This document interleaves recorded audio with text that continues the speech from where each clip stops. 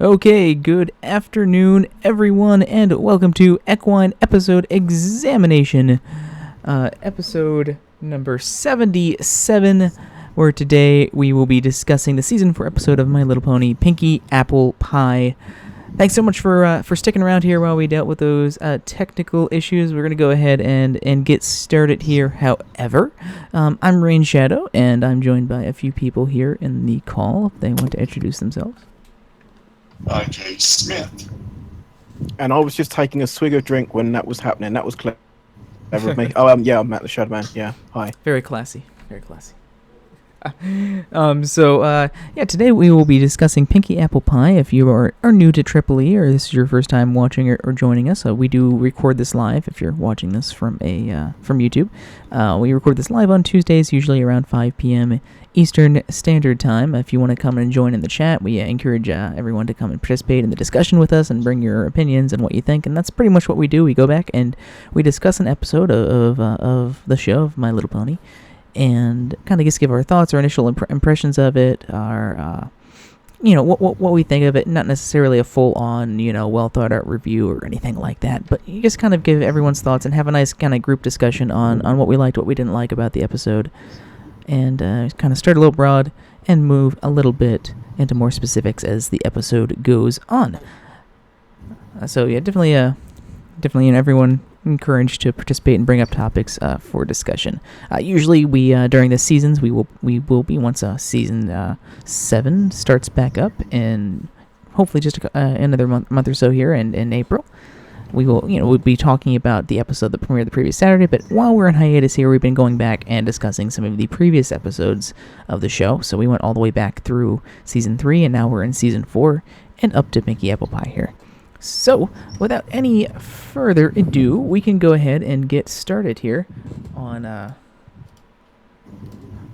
this episode. So, what was everyone's initial reaction, initial thoughts, overall overarching thoughts for Pinkie Apple Pie?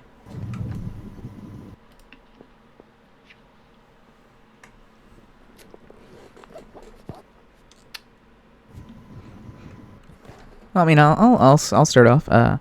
Really, I can start. Okay. Like. No, I don't care. Yeah. Go right ahead. I don't care.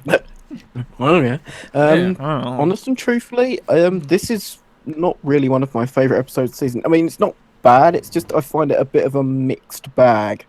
The concept, at least, is an interesting one. Obviously, having Pinkie in some way related to Applejack. I mean, that's it's fairly interesting, and you would think, it could perhaps change the dynamic, sort of, of their friendship between the two of them, and really that doesn't really happen, at all, but, and then to be honest, it's never really brought up again after this episode. Well, but I would disagree, because remember, Applejack and the Apple family go to visit the Pinkie Pie family next season for their Christmas episode, which is kind of a follow-up to this one. Okay. I mean, it doesn't impact the show on a day-to-day, episode-to-episode basis or anything like that, but it is referenced again. That's probably more. That's more sort of perhaps I was sort of meaning. I forgot about the that episode, but anyway, the things I like are basically seeing more of the interaction between the Apple family than necessarily Pinkie and Applejack, to be brutally honest. The other thing, obviously, I think the song is fantastic. I mean, to be fair, is there anything else to really say about that song other than just fucking listen to it? It's brilliant. There are bits and pieces that I just find a bit off. Pinkie at the very beginning of the episode is a bit... It seems to be a season 4 trait of her that she's a bit more shouty in this season. It's not anything that's major, but a lot of people make much more of it than it's a real, like a huge problem.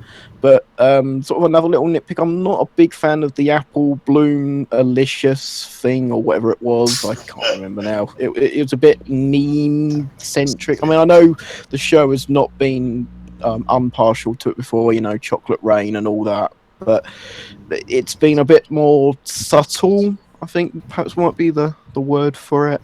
But I think ultimately the episode has its heart in the right place, and I can't fault the episode for what it was trying to do.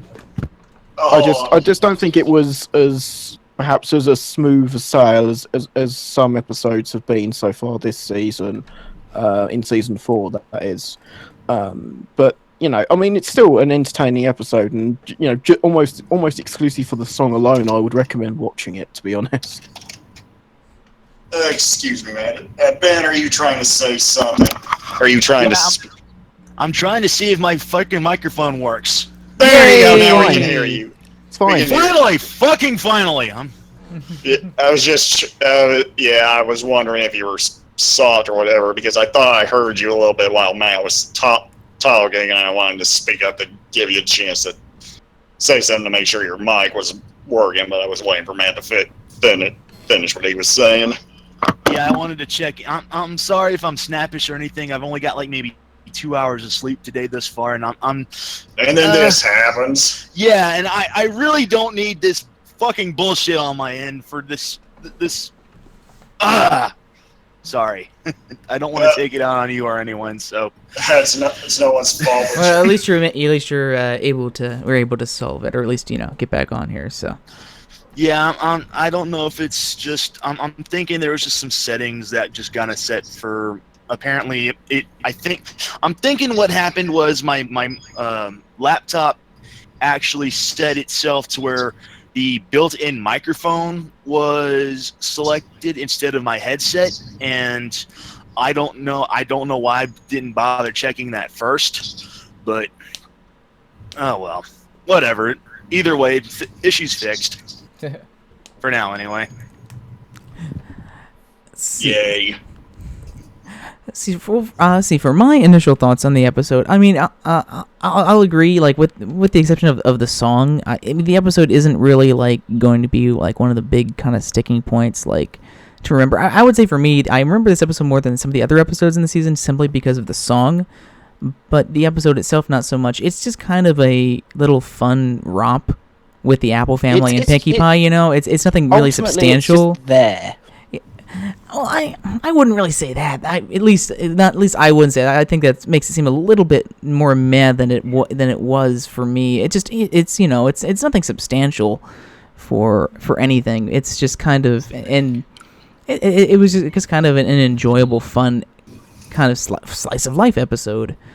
Just following the Apple family and Pinkie, and it showed some sides of the Apple family that we hadn't really seen before, and we got to spend more. We had a lot of episodes with the Apple family before, but I think this was kind of the first one where we got really some a lot more up close dialogue between the members of the family. Yeah. And for a lot longer. We actually got more than yep and nope from Big Mac as well. Yeah, exactly. So I mean, yeah, it wasn't a bad. I wouldn't say it's a bad episode in any respect. It's not breaking any barriers or anything down.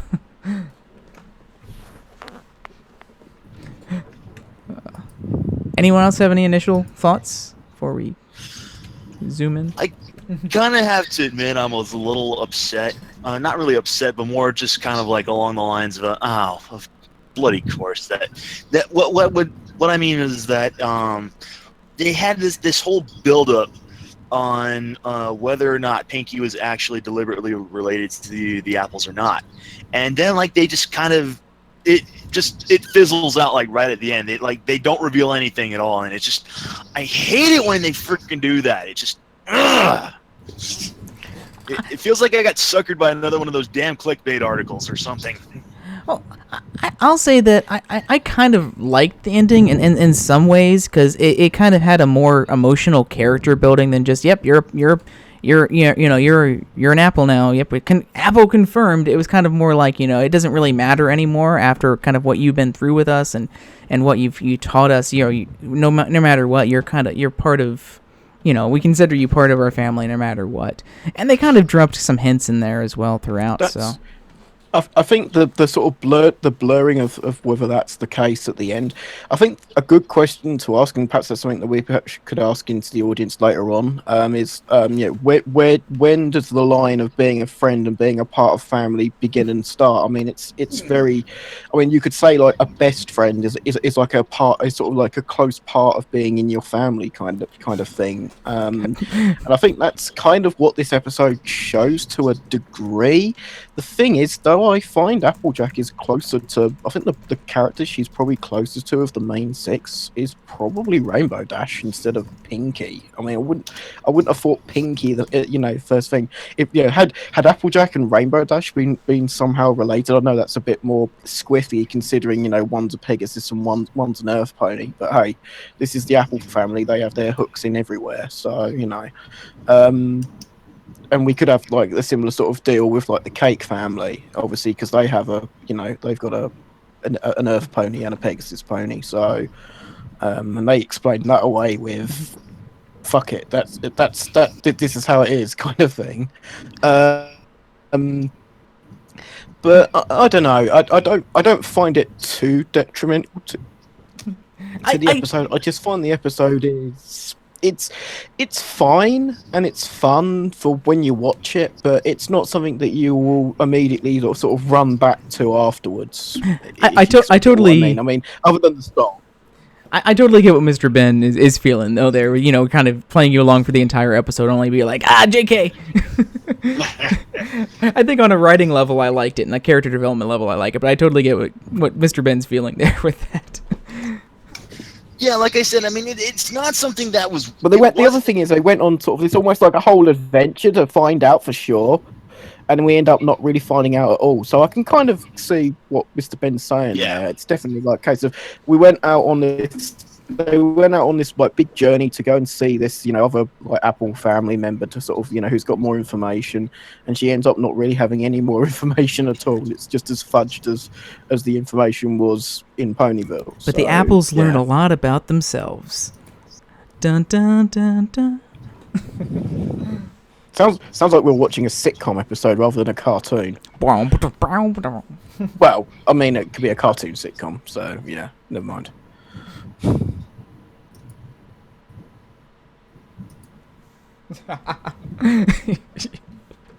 Is it? That's funny. Rob Schneider is a member of the Apple family. Oh, God. And he goes on this big journey to find out if one of his friends is related to him. Oh, but on that journey, he finds out a little bit about himself. Please, Hasbro. Join him in Apple of the North. Apple. Hasbro, please. Rob Schneider, guest star, season 8. Make it happen. He makes everything better.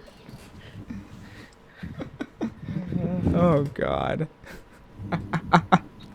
I'd only want him just so that someone could do some kind of joke trailer voice for it. Rob Schneider is...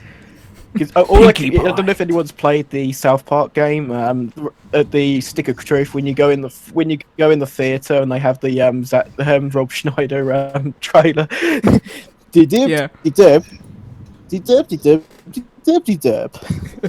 So what you're saying is Rob Schneider is going to voice Derpy in season 8. He could play a relation to Derpy. He'll be the voice of Dinky. No, he's going to voice Bon because Bon Bon's voiced by a different voice. You know what? If they want to bring guest voice actors and they want to do it every season, they just say, this season you're voicing Bon Bon. It's her latest sweetie drop spot by disguise. No one ever expects Rob Schneider. Let's see. So anyway, we are on onto the writing, and since we're on the writing now, and just want to get this out of the way, this episode was written by Natasha Levenger. This is Natasha Levenger's first episode for the show. Other episodes that she's written include It's Ain't Easy Being Breezy from this season, Make New Friends But Keep Discord, one of my favorite episodes from that next season, as well as Scaremaster as well from I also next love season. that episode. But then again, it's a Fluttershy episode, so of course I'm going to love that episode. Of course. But no, seriously, Make New Friends But Keep Discord was brilliant. It's probably her best episode out of I would that agree. she's done. I would agree. Not that this episode's bad, it's just, for a first episode, it's fine. I mean, the interactions between sort of everyone is pretty natural. Pinkie's a little bit out there, but it's Pinkie, so you sort of, brush it off, really. And we've seen, I think in season, perhaps other than perhaps the lettuce thing in season 3, I think Pinkie was at her most out there in season 4 of the show, to be honest. So yeah, we can. I want to hit on that when we get to the character discussion, definitely. 'Cause I think that's something worth discussing. But yeah, I think Natasha did a good job. I mean, that kind of plays into first episode. The episode doesn't really do anything spectacular or anything or huge, but it kind of again shows at least an understanding of those characters there and does a fun story with them. So in that respect, it is kind of a good first episode for a first time writer on the show. I think with this episode, I don't like Pinkie at the very beginning of the episode. She's a bit much, but the funny thing is, the longer as the journey goes with the Apple family, the more I sort of like Pinkie in this episode. It's funny because season 4, there's some episodes in particular where people take issue with how Pinkie acts, and in terms of the way she acts in this episode, it's fine. She's definitely Pinkie, and it's definitely what you would expect from Pinkie, and that, and I do find her quite charming in this episode for the most part. It's just, I don't know, I think a lot of people seem to think that, I don't know whether it was at Hasbro or DHX or just how the voice acting directing was done, but they seem to sort of turn sort of Pinkie up another notch to what she was in previous seasons in this season, and I think some people found it a bit much. And while at first, when I first sort of heard all the complaints about that, I kind of disagreed and thought, it's fine. On second viewing and third viewing, and sort of been watching these episodes for AAA, I can see their point. I'm not saying it's necessarily a 100% bad thing. I mean, there are some episodes in this season with Pinkie in that are absolutely fantastic, which we will get to. And and arguably probably one of them is the best Pinkie episode in the show, at least one of them. So I mean, it's not a 100% down the line thing. Yeah, I mean, we can get to that when we get to Pinkie and the character discussion as well, or even when we get to the end of the season, really. And stuff. But about the story and the writing for the episode, what else does everyone think about what Natasha delivered here in terms of the writing?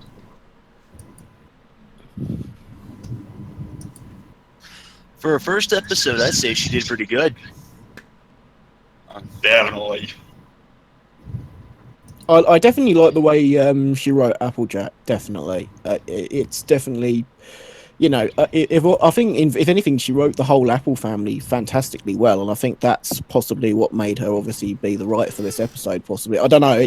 A lot of the time these episodes are either thrown out to people or they are written in. I'm not quite sure how it all goes down with MLP. I know, I believe, it's not like a 100% like similar thing to other shows, but yeah, I mean, for a first episode, it's it's pretty good. It's not.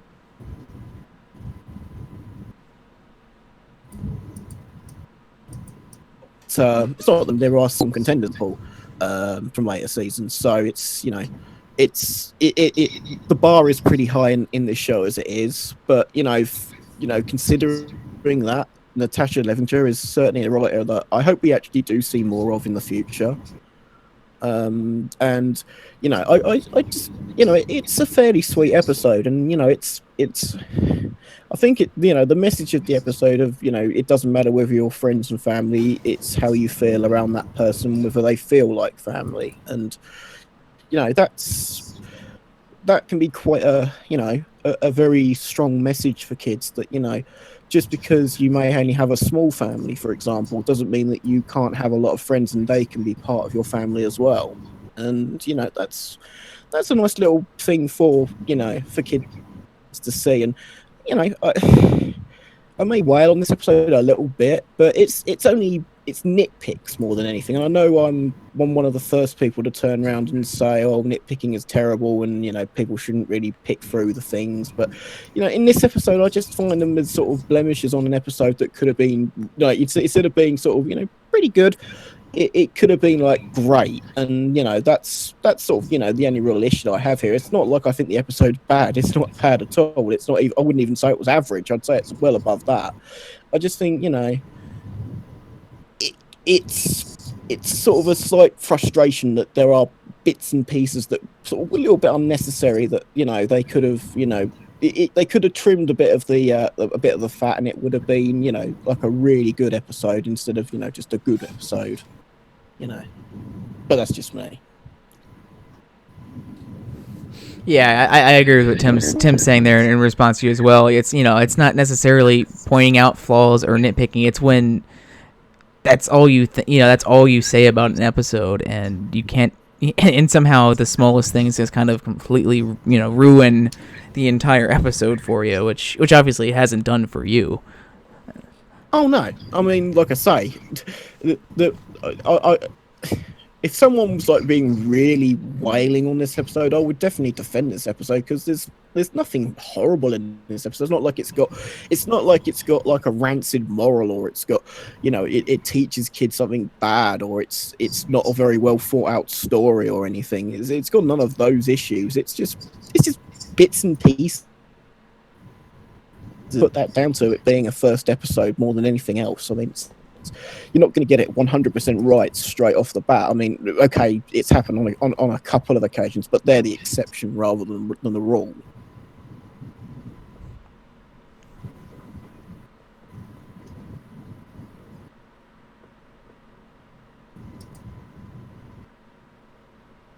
Yeah, I mean, that's definitely true there, Mr. Ben, in terms of what what kind of family is and what family can mean to you. I mean, I guess there's a literal definition of bloodline family, but I think usually with family you're kind of more referring to not just limit it by blood.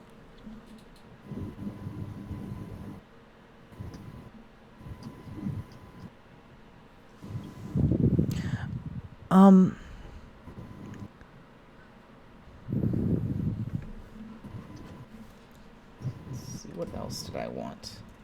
Oops. Typing on the wrong keyboard.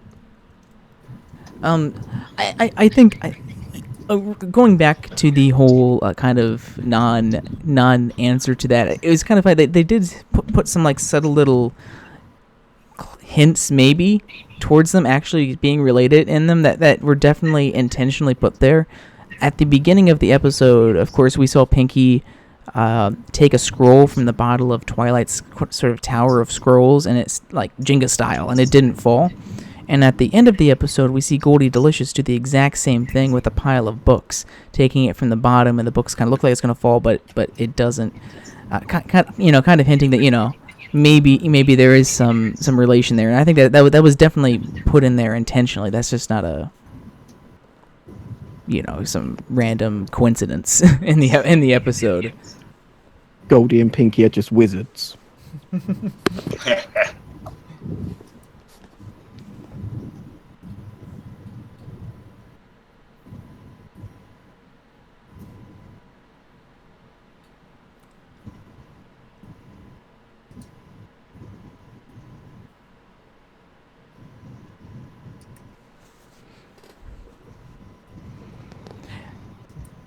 It was really fun kind of seeing the apples becoming just increasingly frustrated with each other. Just kind of it was a fun ride with them and Pinkie through all this entire episode.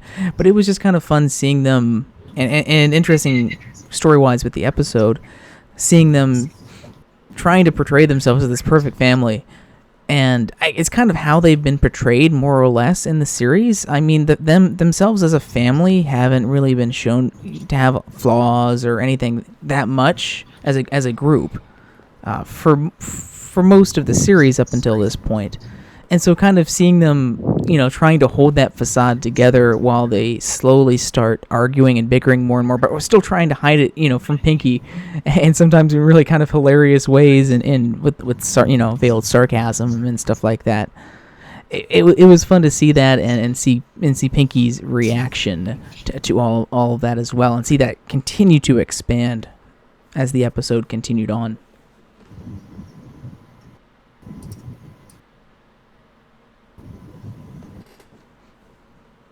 And it all kind of led to just a really good message, like we've been talking about from Pinkie about how just because families can families can argue and bicker and stuff, but the important thing is that you're able to move past that and still kind of come together. And I think I really like that line. It's very very insightful from Pinkie. We're talking about Pinkie being a little loud, I guess, during the beginning of the episode, but I think it really redeemed herself at the end there with really that very, very mature kind of knowledge she dropped that when Applejack was saying, "Oh, you expect us to be this one big unit that's all together and happy, but here we've been fighting and bickering this entire time, this entire journey." And Pinkie's like, "Yeah, but here you are, still a family, still getting along and apologizing and owning up to your mistakes to each other at the end, even though with all of that." So that makes me want to be a part of your family even more, that you're such a strong family that even with all of these problems you've gone through, you're still coming out stronger because of them. And I think that was such a great moral, but also just hearing that coming from Pinkie was great for her as a character as well. Especially when you compare it to Pinkie's own family as well.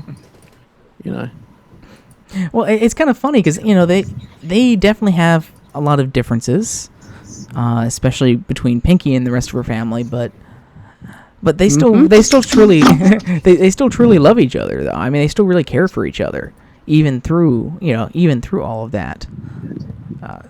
We'll end with all of those differences. So, I mean, obviously they kind of worked through, as we saw in the Flashback episode back in season 1, they kind of worked through Pinkie eventually being a little off-put by Pinkie, and then have the party, but then they eventually kind of join in and get past that as well.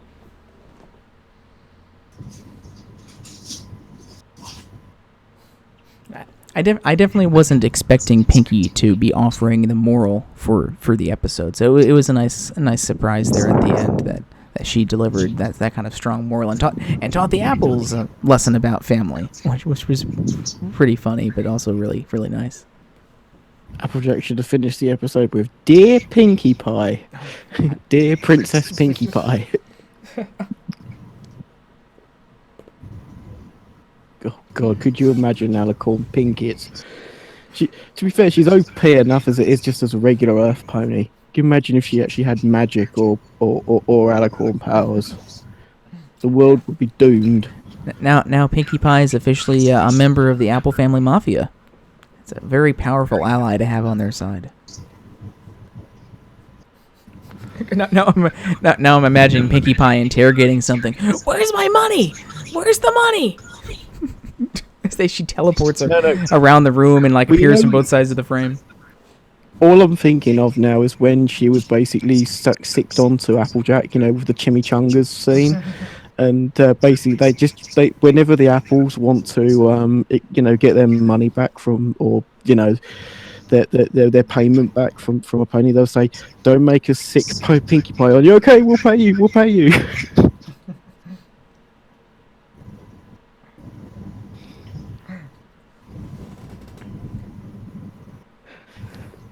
Of course, this episode also includes another journal entry, as we've seen. This season sort of gets back to them actually writing lessons down in the books at the end of a lot of the episodes. I don't think we had that as much in season 3. Obviously, that was a big staple of season 1 with Twilight writing letters to Princess Celestia every episode, and season 2 where they kind of broke it out and had all the main 6 could write in a letter, but here they kind of brought that back in this journal form for this season, but that kind of went away for future seasons. But of course, that whole journal played an integral part in the season finale.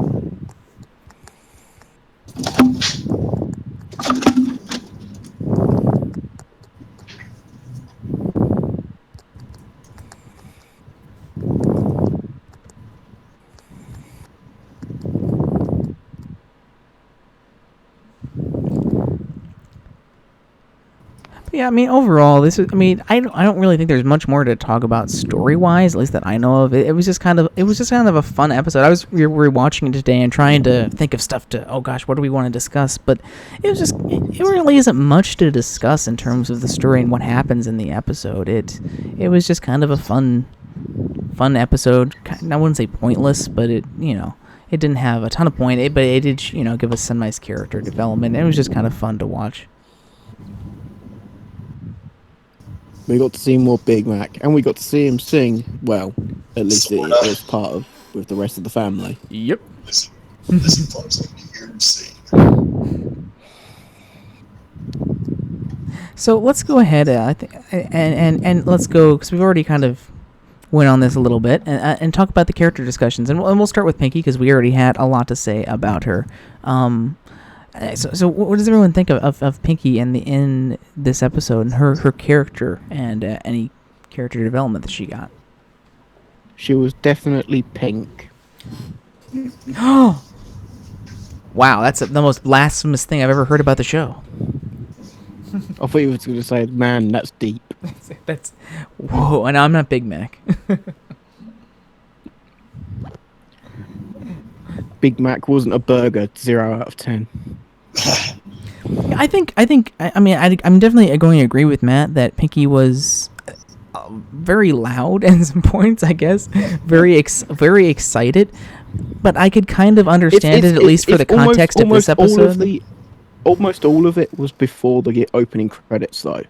Basically, after the opening credits, she's more or less fine. I would disagree there. I mean, there was a whole plethora of her when she's interacting with the apples and stuff, where she is like, oh, who knew? And all of her interactions are very kind of excited and hyperactive, even up to the ending. But I can kind of understand it in some respects, is because she literally is excited. I mean, she obviously is excited from the get-go that she might be related to one of her friends, and stuff here, and one of her best friends, and she's obviously excited to be going on this trip with the Apple family as well, and kind of seeing how they are as a family, and really liking their family unit and how they interact, and wanting to be a part of that, all the way up to the ending where she starts arguing with them. She likes them for who they are, and as a family, and was very excited about that. So I guess I can kind of understand in the context of this episode why, but I can agree with Matt when Matt was talking about how I definitely think Pinkie was kind of a little over the top hyperactive more this season than almost any other season before or after. I don't know why. Don't get me wrong. This is not me saying I dislike Pinkie Pie. I really like Pinkie Pie. But I get what you're saying. I dislike any character in this show, especially in the main characters. It's just in this season, it is noticeable, and I can understand why some people dislike it. And it's not necessarily a bad thing. It's just something that just happened with the season. I don't really blame anyone in particular. I don't really blame Andrea Libman for the way she performed the role or anything. If that was how they wanted her to be portrayed, then she just did as she was told, and that's it's fine. I mean, some people found her to be fine this season, and some people didn't. It's just one of those things. I'm just making in my opinion, I found it a little more annoying, but not massively so. Not to the point where I really hate Pinkie Pie now. I never want to see her again in an episode kind of deal. I wouldn't even say it's necessarily the writers for every episode either. A lot of it is just kind of the voice. Varied from episode to episode as well. I was gonna say a lot of it is unless the writers. A lot of it is just going to be in terms of voice direction, as well. The direction you're getting either from the voice director or from the the directors, whoever else is sitting in on the voice recording as well. And kind of the direction that Andrea's giving for how she should be in that scene, and that's kind of where you're supposed to kind of give her feedback of what she's doing, or maybe it is being a little too much, just because you told her to be really excited about it and to dial it back.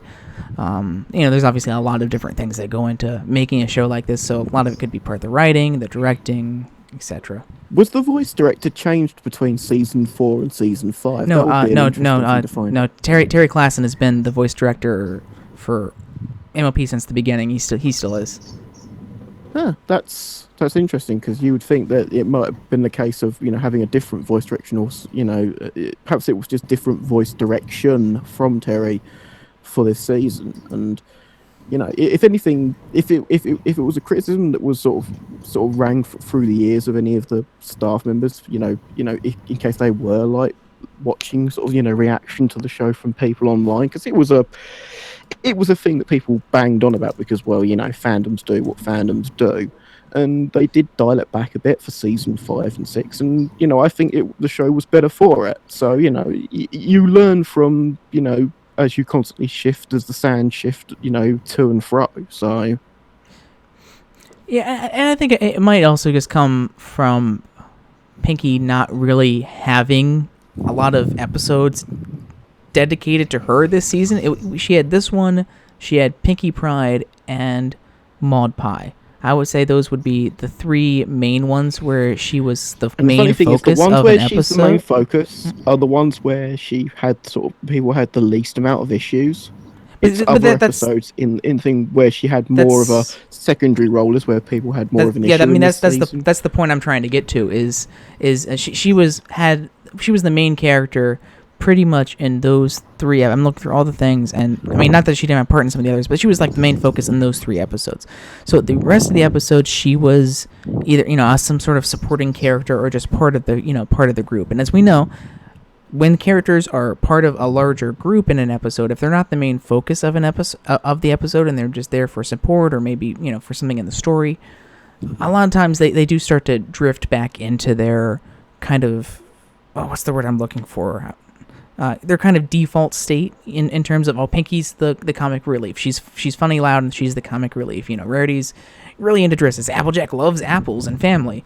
Fluttershy is shy. A lot of times if a character isn't the focus of an episode, when they're supporting the rest of the characters, they'll do so through their kind of normal self, and that's why a lot of times Pinkie Pie is comic relief. Seasons, though, I think from season 5 that did start to change, and obviously that's something that we can debate when we actually get to sort of the end of seasons and stuff, or maybe even a separate episode about sort of the development of characters as they go through. But at least in terms of this episode, I don't really have any issues with Pinkie per se. I'm just pointing out the fact that there is some moments when she is quite loud, and I say obnoxious. I wouldn't say obnoxious, just loud. There's been times she's been obnoxious, just not. I mean, all I can think of is when Pinkie Pie comes up to Applejack and says, "Hi, cousin," and you see the look of, I don't know if it's really horror or confusion on Applejack's face, but all I can think of is that she's just thinking back to the chimichangas scene from the last roundup, and she's like, "Oh no, please, anything but that. I want to live through Applebuck season." About the only time I remember Pinkie being at her absolute worst was that one time where that episode where she's having to deal with Fluttershy being like a sort of a singer. We will get to that. We will get to that. And we'll get to that episode. Yeah. But I think that's kind of maybe why a lot of people have the perception of Pinkie this season is just because she was kind of that supporting side character there for comic relief in a good chunk of episodes this season. We would really have to dive back and go into each episode and do some thorough analysis on it to really prove that. But I get a feeling that's why it feels a little different. As I think she was kind of shoved into that comic relief role a little more often this season, and that's why she kind of came across like that overall. Anything else for Pinkie Pie? But besides all of that, I mean, like I mentioned before, I really did like at the end of the episode. I think any problems she might have had in the beginning was very much redeemed at the end, where she's still excited and stuff, but she comes off with this very wise, well thought out words, and teaches the Apple family a lesson about family, which is kind of funny because it's not really something you expect from an episode dealing with the Apple family, is them getting a lesson about it from Pinkie. So the one who's going along with the ride with them. So I really liked that at the end of the episode, and she still was her fun, kind of crazy, funny self at the end, all throughout that. But while she was able to deliver that moral while being like that. Just a question about this episode, because it's fog of memory and time passing. Because this episode's what, two and a bit years old now. You didn't watch it again? I'm just kidding. No, I did. No. But anyway, okay. Continue. No. What I mean is, it wasn't specifically about the episode, but was this before we actually met any of Pinkie's actual family? This episode. Yes. So a lot of people were considering that this was basically because obviously Pinkie had been living with the Cakes. A lot of people seem to assume that she'd been living with them for quite a long time and that she didn't really particularly know her family all that much. Sort of after she got a cutie mark, she sort of moved out, kind of a thing. Yeah. And obviously, a lot of people were sort of assuming this was sort of her. The reason why she was so excitable is because she obviously may not have had like a lot of family interaction, and this was sort of her opportunity. Now, if that was still the case, I would accept her excitedness a little more than perhaps I do now. So really, that's not the episode's fault in a sense, because obviously we get to see more of her family and that she does see her family. But Pinkie being excitable is not anything new. I mean, obviously she was extremely excited when Twilight came to Ponyville in the very first episode of the show. So it's not like it's anything new, and it's not like it's anything bad. It's just something that's there. It's just something that you can. It's conversation in the sense of it is something that's there, and it's something that you do notice, particularly in this season. And I don't. I think a lot of it too. You could maybe argue, looking at it from the future here, where we know where the series is going, and we know about Pinkie's family and stuff. You can kind of argue that Pinkie Pie does highly value family. We obviously can see in future episodes that she really does love her family, no matter how different she is from them. And she really loves family, and we all know Pinkie Pie is the most friendly. She almost worships Maud, which is kind of odd when you consider just how almost the complete polar opposite Maud is in terms of temperament and the way she conducts herself. Well, she's also like her eldest sister as well. Yeah, so she's probably looked up to her when she was a filly. So yeah. And but and of course we all know Pinkie Pie is the most friendliest pony in Ponyville, and her whole thing is making friends and being friends with people. So I can expect that if one of her friends is suddenly elevated from friend status to family status, being that we know how she is about friends and we know how she is in the future about family, I think it can still work with her being really excited that, oh my gosh, one of my best friends might be related to me, in some way, and I can still see that excitement still being there, even with what we know about her family going forward now. If I was Applejack, after finding out that news that they were possibly related, I'd go around and say, Pinkie, how do you do half the crazy shit you are? Because I'd get through my Applebuck season a hell of a lot faster. Yeah, obviously that that magic teleporting power did not carry over. I will say another thing I really like about this episode, character-wise, is again just having an episode with Pinkie Pie and Applejack as the two focuses. It's not really. It's not really. We haven't really seen them. Both of them have an episode together, have we? Before this, focusing on them two. We really. I don't think we have. And I think specifically, like you mean Pinkie and Applejack? Yeah. No, I don't think we have. Yeah, and Matt was kind of getting at this earlier in terms of how different they are. I mean, with Pinkie Pie being really up in the air in a lot of ways, and Applejack being a lot more down to earth, and it was just kind of one of the things, just like the map episodes, how I love them going forward, where you're kind of focusing on two characters. I know the whole Apple family is involved, but I'm kind of grouping them all together with Applejack here. But kind of seeing them interact and how different they are, but how good of friends they are as well, and just seeing an episode with them too was fun.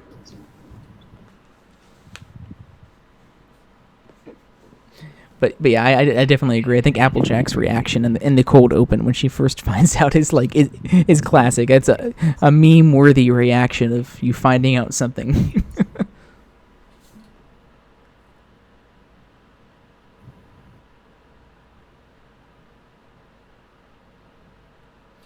I like how Apple Bloom seems so instantly assume that just because she's like fourth cousin twice removed or something, I've got another sister.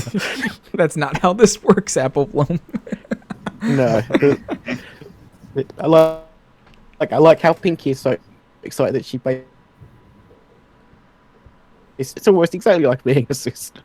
Yeah, it's like, yeah, thanks, Pinkie. That's helpful. Close enough. You could, yeah. Hey, Pinkie can come. Hey, Apple Bloom tells us, hey, Pinkie can come on our hair-playing schemes with the cutie Mike Crusaders, and like Applejack's like is going, no, no.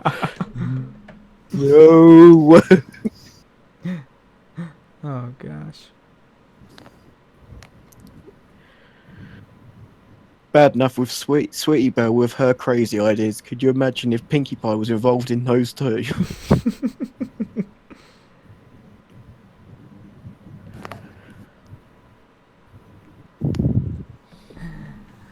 So how about the Apple family as a whole? Like we mentioned before, and I'll echo it, that I really did like how this episode portrayed the Apple family, because as we talked about earlier, up to this point they're kind of almost, maybe you could argue, they're Mary Sue-ish in terms of them being a family, not as characters but as a unit, because in most episodes, going all the way back to what's it called? In season 2, or was it season 1? God, episodes were so long ago now. The one with Rarity and Sweetie Belle and Sisterhood of Social. Yeah, it was season 2. Sisterhood of Social. Going all the way back to that, where Applejack is kind of is shown to be kind of the role model sister to Apple Bloom. Where they have this, very good, obviously well-working relation, and we see that really with them throughout most of the series before that. At this, where they might argue and bicker sometimes, especially Applejack and Big Mac. But as a family, they're normally shown to be like the picture perfect role model kind of family in a lot of ways. But then this episode comes along and we see them actively trying to put on this facade for Pinkie that when Applejack gathers them up at the beginning, when Pinkie's getting ready and says, we want Pinkie to see, our family, but the best side of our family, and they all kind of promise not, to be good, be good and everything. And as the episode goes on, we see that they just like any other family, they argue and they bicker, they have disagreements and about who's going to be taking control of the situation. That's the strongest thing about this episode. Definitely. Much like in Rarity and Sweetie Belle, Sisterhood of Social, where that shows a very realistic portrayal of a sister, a sisterly relation. It shows a fairly realistic portrayal of a family relationship. Families will bicker, will argue, they will get on each other's nerves. They will, as they say, you can pick your friends, but you can't pick your family. And that's very, very true. And I'm sure everyone has at least one member of their family they think, oh, I just wish they wouldn't do this, or oh, I just wish they weren't a part of my family at times. It always seems to be the case, and it's just one of those things. But in the end, almost ultimately, because they are your family, you care about them, and you can tell that the Apple family care very deeply about their family, and not just the family we see in this episode, but the extended family, with like the Apple family reunions and stuff. So it was definitely the strongest part of this episode, was that whole kind of message about family. Yeah, definitely.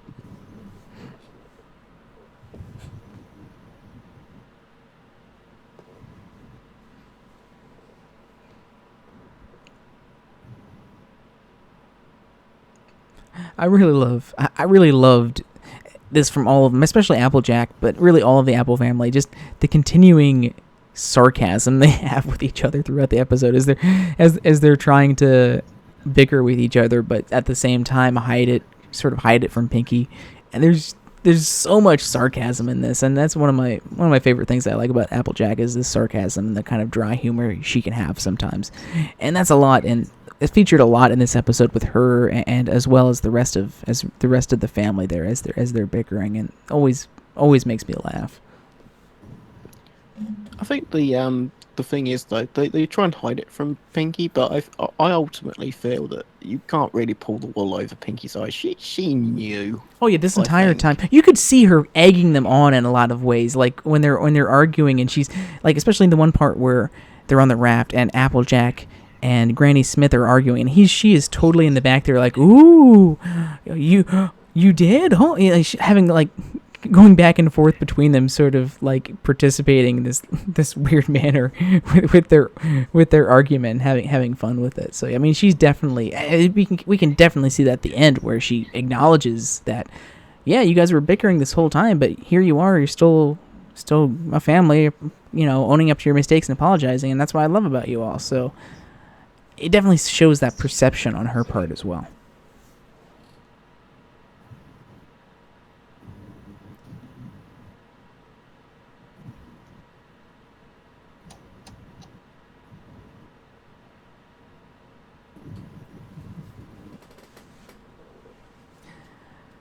Another interesting thing character-wise is we once again see Applejack's like main fault here, with her being very stubborn, and we can also see the rest of her family is pretty much the exact same way, and you can kind of see where she gets a lot of that stubbornness from Granny Smith, and kind of carried on to the rest of her Granny family. Smith is, you can tell that a lot of Applejack's stubbornness has been rubbed off from Granny Smith, and some of that's also rubbed onto Big Mac, and to sort of slightly lesser degree, but certainly still, and it causes with Apple Bloom. Yeah, and it causes a lot of the stressors and problems in this episode is that stubbornness they all have. Like Applejack doesn't want to give up the wheel to Granny Smith. Yeah.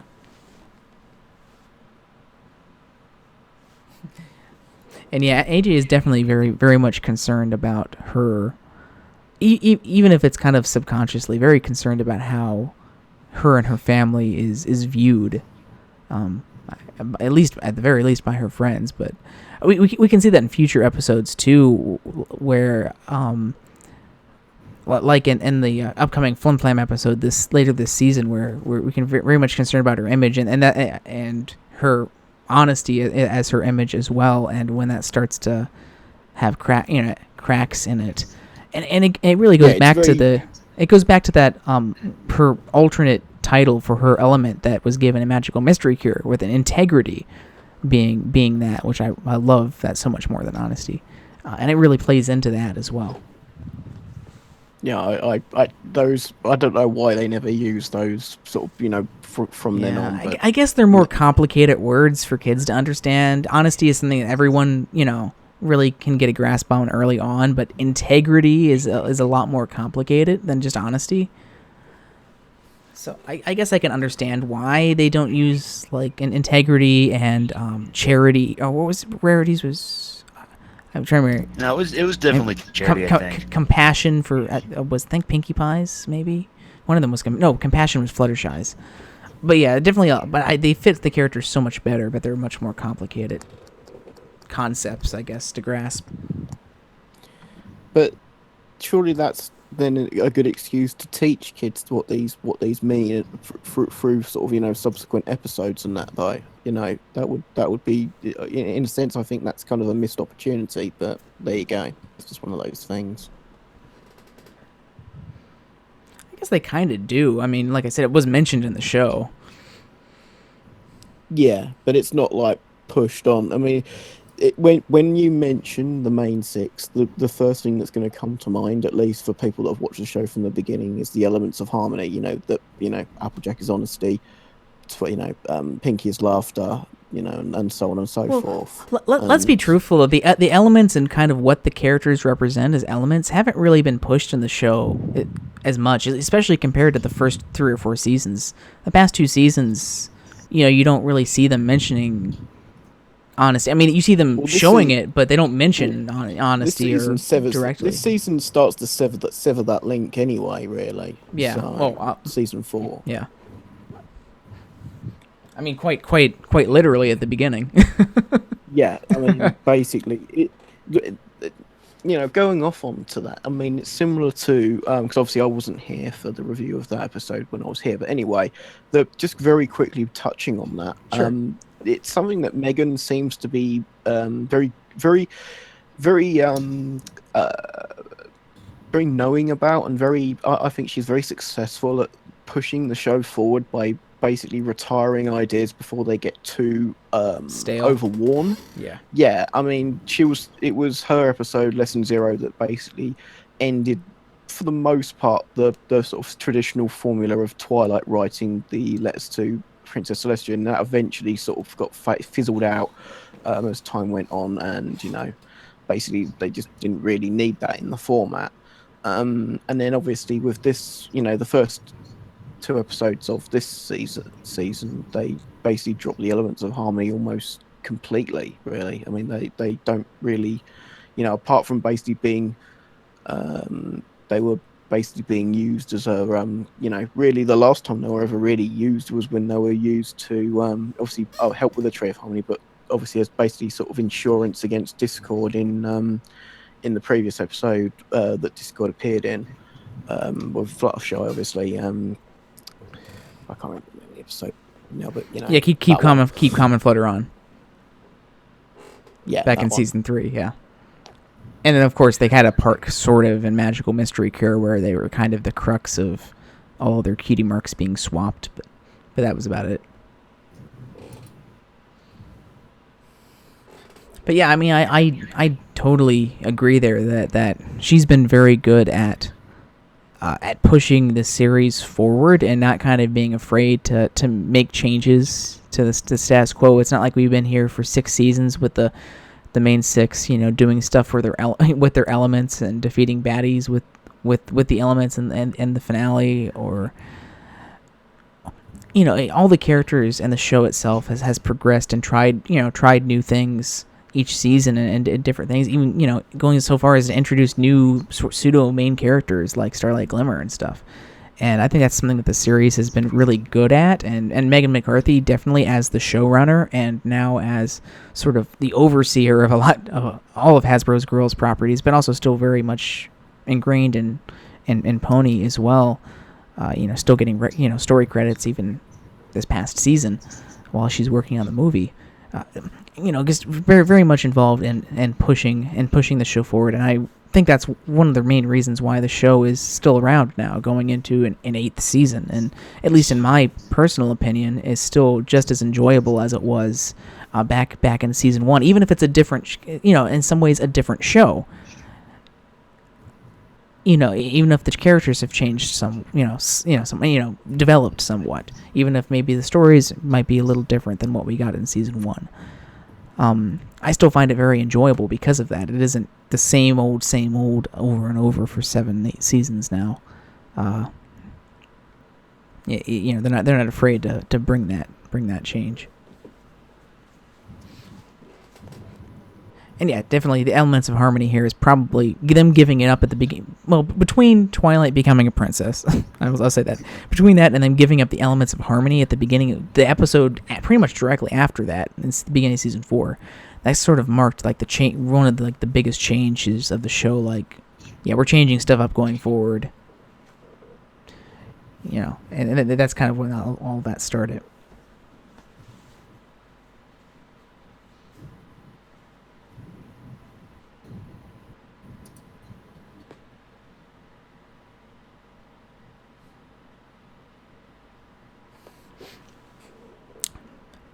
Yeah, I mean, you know, when you have the voice actors and writers and stuff still actively going to numerous fan conventions every year, it's great that the show staff and crew and actors and are still so very involved.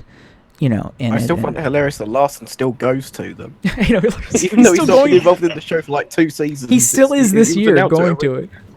Yeah, you love it, and you know that. If he could split himself in two, he would still be involved in the show. You know, he just has obviously better priorities for himself as a writer with his book series, which totally understandable. But he's forwarding his own career, and you know that's you know, considering how long he's been on the show, you're not going to like discredit him for not doing that. But you can tell that, you know, he didn't leave the show because of the show. You know, he still very much likes that and loves. And being involved in trolling the fandom. And Larson, he's still canon. Oh god, and I'm gonna have to pull up that Larson canon meme again.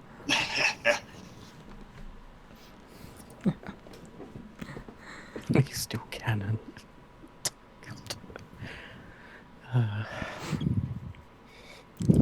I see. Anything else for the character discussion in this, for any specific character Rain, or anything? Did you know that Twilight likes books? Because I didn't. Wait, what? What are you talking about? That's literally like the first scene of the episode. It's just Twilight reading a book. But you know, to be fair, Twilight and Spike barely appear in the episode, so you know. Yeah, I mean, they were really only there so Pinkie had sort of an excuse to find the family lineage. They were a framing device. Basically, Twilight was basically looking up about, you know, looking at family trees and that, and obviously that piked, new book spell. That peaked. Yeah, then that piqued Pinkie Pie's, you know, intrigue. It piqued Pinkie Pie's pink. Yeah. But I recently read a fan fiction where Twilight goes crazy because she's read every single book in all of Equestria, and she was resorting to reading porn and the ingredients on seed packets. Oh God. Oh.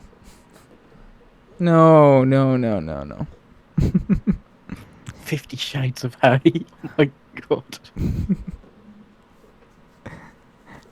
Yeah, Book Horse still likes books. Princess doesn't change that. Twilight looks so damn cute there. It's because books. Oh gosh. Okay, so we can move on from character discussion and talk about the voice acting of the episode. What does everyone think about the voice acting? Anything that stood out or anyone wants to point out? We've already mentioned about Pinkie's, you know, obviously Andrew's slightly hyperactive nature with Pinkie, but that's more a broad stroke with the season. And to be honest, in this episode, she's not really anywhere near as bad as in other episodes. So, and a lot of the line delivery was really funny, like especially when all the Apple families are bickering and Pinkie's just kind of watching, like Like I think there was one point I think where Granny Smith was like, didn't I teach you to listen to your elders, and Pinkie Pie's like, oh, did she? Or something like that. It was so great. I know this is a very minor thing, and honest and truthfully, I'm kind of glad that they used her. I'm sure Tabitha was actually used for the song. I'm not a big fan of Granny Smith's singing voice. It's not great. Really, I thought it was okay. I mean, it was. it kind of. I mean, to be fair, it kind of. I think it's more a case of that. Apple Bloom and Applejack's VAs have got such fantastic singing voices that it's kind of, it's just sort of, you can't compare. Well, I mean, she's also like an old granny. I mean, it's. Yeah. I mean, she's not going to be an opera star or something. No. Oh, no. But, I think and when they sing in the harmonies together, it still sounds fantastic. I think she did a good job of singing in Granny's voice, which is not a voice that I can picture singing. It's not going to be an easy thing to do. Yeah. Yeah. Like I said, it's very nitpicky in terms of that, and I think it's just a more case. It's that it's not quite nails on a chalkboard, but it's not like I say, it's not like a sonata as well. So I'm assuming I'm assuming Tabitha not getting billed and the credits was just an oversight. I mean, this is the episode that spelled Pinky Pinky in the opening title before it was corrected. Maybe the original, yeah. Maybe the corrected Netflix version actually credits Tabitha at the end then. Yeah, there's a lot of credits issues in this season, at least that I can think of off the top of my head, between that and the miscredit for Bats at the beginning. I think there's another one that I forget. I'm sure one of them has the a space at the very beginning of the title. So yeah, one was that. Correctly. I remember that one. I forget what one that was. You pointed it out to me by I think that was more recent though. In Slack, yeah, I think it was a season. It might have been a season 5 or 6 episode. Yeah, I'm like, oh my god, yeah. It was like that bothered me more than it should have. I hope I gave that episode a 0 out of 10 when we discussed it. The staff. I'm pretty sure one of the staff members actually picked up on it as well on Twitter, so even they knew. Yeah, I remember someone saying that. It was. I'm pretty sure it was. Josh Haber that said it. Remember, everyone, the space is part of the when you're talking about the episode, the space is part of the title. I have a feeling it might have been the one with Flim and Flam in Viva Las Pegasus. I think it might have been. Might have been. I don't know. If I still had all my episodes, it was a while. It's too long ago. Oh gosh. Yeah, I mean, it was. I think. Pinky, she had a lot of funny parts in it. I will say, Peter New voicing Golden Delicious was fantastic. He did such a freaking great job. I just loved his mannerisms as Goldie Delicious. When he. It seemed like a lot of his lines when Goldie's trying to get into her house were completely ad-libbed, and they're so hilarious to listen to. Like, hold there, Poochums.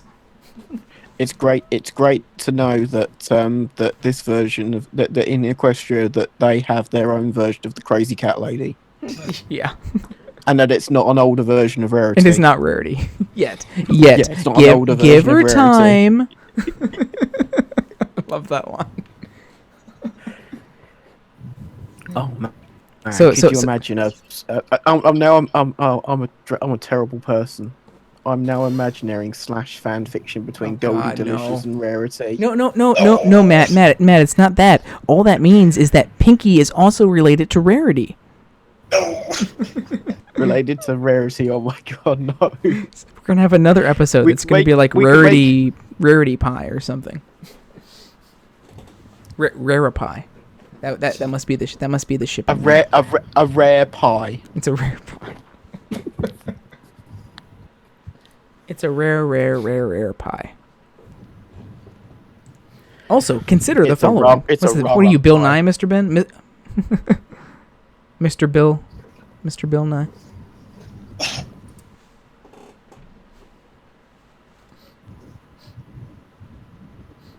Yeah, we find out that Goldie Delicious' full name is Goldie Delicious Pie.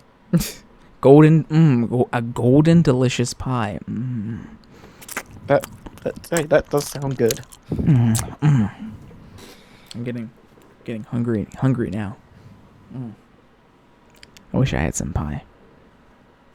But yeah, Him voicing Goldilicious was just he nailed that so perfectly. That was probably the best voice acting of the episode. It was hilariously good. I do love how even in the song though, most of the lyric. I mean, he does sing in like obviously the harmonies in the song together, but you don't notice him quite so much. And most of the time, when you notice him, you still hear him saying "yep" at the end of every verse. Yeah. But yeah, if you listen, I mean, he actually is doing, like Matt said, he's doing the harmonies in the back, and it's kind of fun to hear. It's pretty much the first time we hear Big Mac sing. Isn't it the only time Big Mac has sung? No, no. Remember in season, when he's trying to do the Sisterhood social with Apple Bloom, he sings there. Brotherhood social, yes. Yeah. And Philly Vanilla. Of course, yeah, the big one this season. Oh yeah, the earlier part of this episode he sings, but then he loses his voice because he talks so damn much, Yep.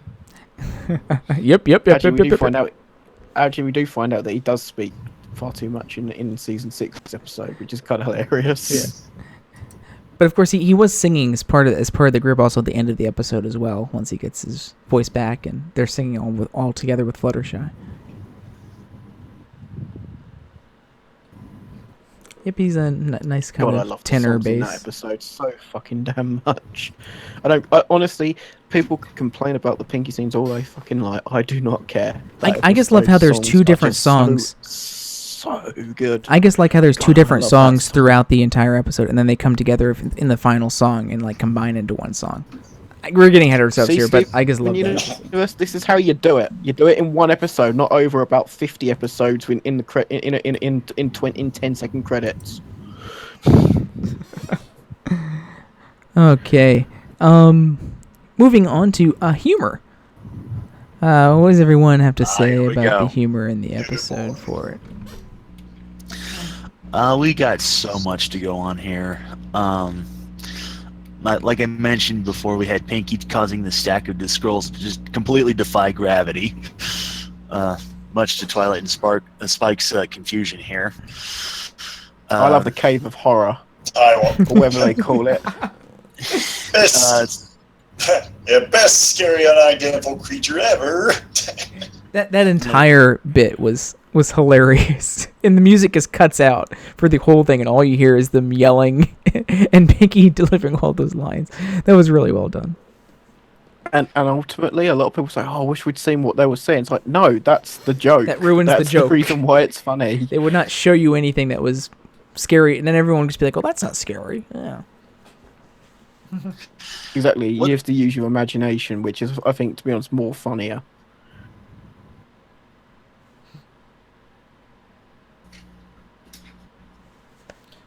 Dun dun dun. The eagle ran like picking stuff up, and then later the duck extract mysteriously getting away, probably killing the eagle off strain. Mr. Ben, you're the scariest, most unidentifiable creature ever. So Apple Bunny then. Oh gosh. We saw the creature of during mitigating horror. During the song we had the pirate apples, which was great. Them all dressed up as pirates. Although as Tim showed in the picture, they do show apparently a weird 3-eyed horror monster are there. Yeah, we got that little weird-eyed 3-eyed horn thing. We've got what looks to be some sort of odd bird sort of creature, fanged bird, up there in that top left corner. Yeah, but I mean that's just a little tiny bit. Obviously they encountered quite a bit in there. I still say they saw us though. I like that. I can get behind that.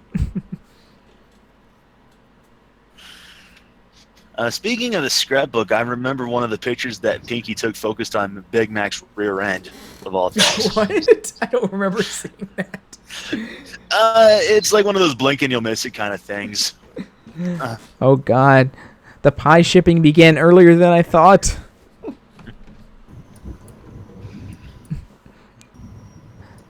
And then, of course, we had the whole song, which, obviously we had like. What the fuck is that? Sorry, I'm reacting to the image that was just posted in chat. What the fuck? What the fuck is that? What the fuck? Brilliant. Oh my God. It's like Pinkie swallowed. Pinkie's got some flank there, I see. It's like Pinkie swallowed that giant apple that Applejack was growing back in vats. Pinkie got back. I'm gonna say I remember we had I think we discussed one of the running gag with the eagle or the duck with the wheel around its neck. And you can just imagine in the corner you've got Twilight and Fluttershy, and Twilight going to Fluttershy. Oh my God, Fluttershy! Look at her butt. It's just so big. No, that's Big Mac talking to Rarity about Fluttershy's butt out the window. I can't wait until we cover Philly Vanilli. About the bird, though, I do want to say that scene had just perfect comedic timing for me, with Apple Bloom losing. That was when they lost the wheel, and the wheel flies off, and then it gets stuck on the duck, and then the duck gets snatched away. That entire moment there just had such perfect timing to it that made it much funnier than it had any right to be. To be perfectly honest, once we saw that eagle, because I remember the eagle carrying off the fish with the map, eagle carrying off the steering wheel with the duck, and then later, or when they're falling in the water,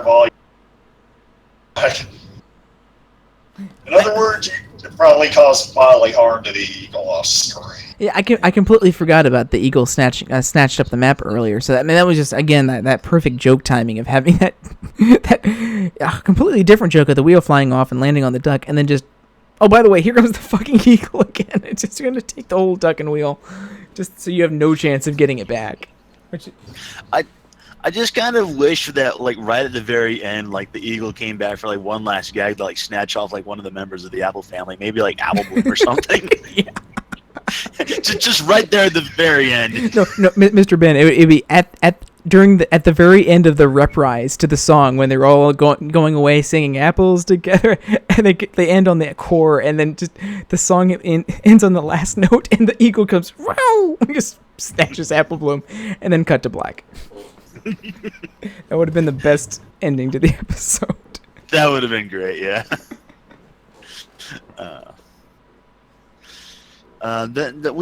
Also, speaking of jokes on that, we've also had the joke involving the cart, where right at the very beginning of the trip, Applejack's worried that Big Mac might have overpacked, but Mac was just assuring her that everything was fine.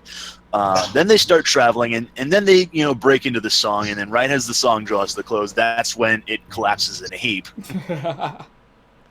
And then it's like, they packed all that stuff, but the one thing that they didn't pack was a raft.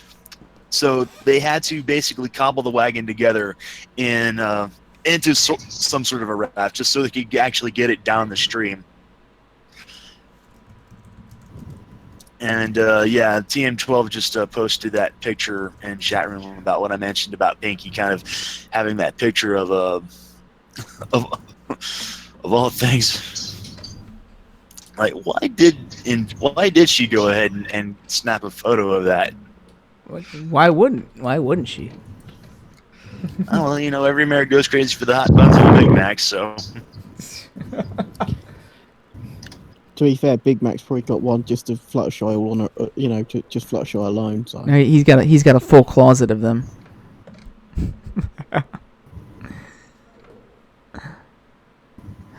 Mm-hmm. Yeah. The iris out at the end of the episode with it being the shape of an apple was a nice touch. There's also something both hilarious and kind of cute about seeing Big Mac touching arm floaties in a dog-shaped inner tube. Oh, I love very fast motions in animation when when you pause them and it looks so odd. Is that an actual screen grab with their voice and their face together? Yeah, that's when their faces are moving very quickly back and forth. Yeah. So it's not as easy to do a smear in Flash like you can do in traditional animation. So they have to kind of do something like that. But when you pause it, I love Pinkie's eyes. In her face, she just it's just like, oh, it's so mellow. Except, yep, this is how I look. I gotta deal with it.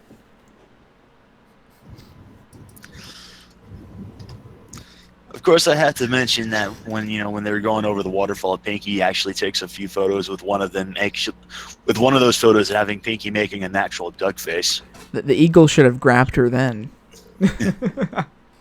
And of course there's an obligatory waterfall too in any river adventure. It's gotta happen.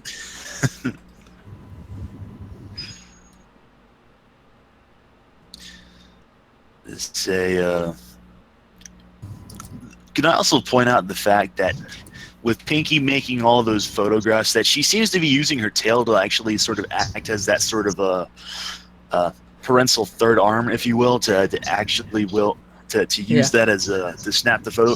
But like, even though she uses her tail to snap the photo, Pinkie's tail can still be seen in pretty much every picture she takes of herself, of all the selfies she does.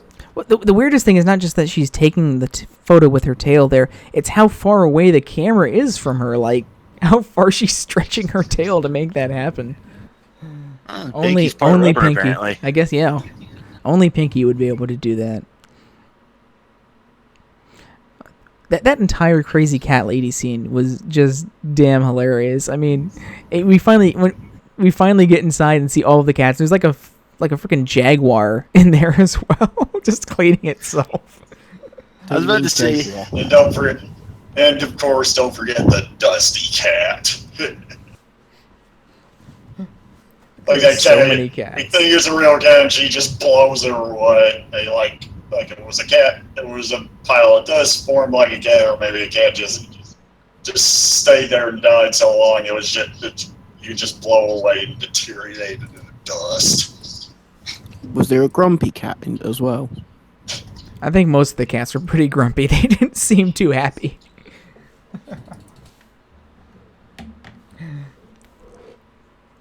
I also liked at the end of the episode, I mentioned this earlier, where of course the Apple family they get back into arguing and bickering again at the end, which is funny in itself. But then Pinkie just like happily, joyfully joins in. It's like, look, I'm an apple too. Argue, bicker,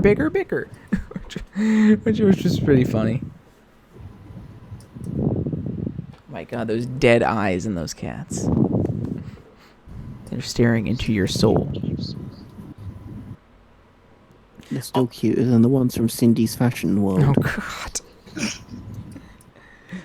Also, speaking of Pinkie, the part where they finally get to Goldie Delicious's home and they have the note on the door that says she's gone away and she'll be back in a bit, and Pinkie's like, oh, this leaves me enough time to go get some additional scrapbook supplies, and she just kind of runs off like back to her house or something and returns in a couple of minutes. Just typical space bending Pinkie there.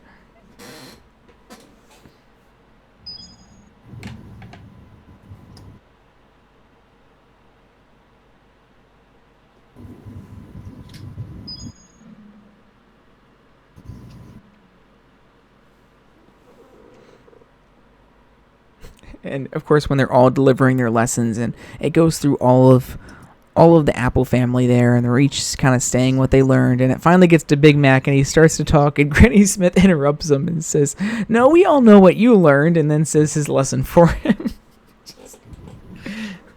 It's like, oh God. Poor Big Mac just never gets a chance to shine when he really wants to.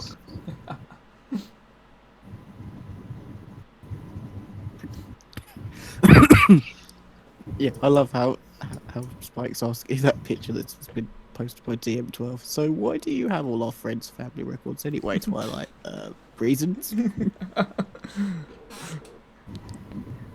It's all setting up for Twilight to actually come out as the villain at the end of the series.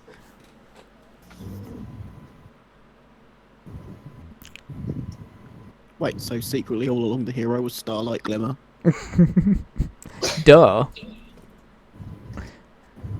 Well, that wouldn't cause any negative reactions in the fandom at all. Anything else for humor that anyone wants to mention? Let's see. So we can go on to the animation and the visuals. There's a lot of great faces in this episode. Like, of course, we mentioned Applejack's reaction when Pinkie first kind of says, "Hey, cousin," at the beginning, and just has this look of like, what horror on her face. Like, oh God, it's finally happening.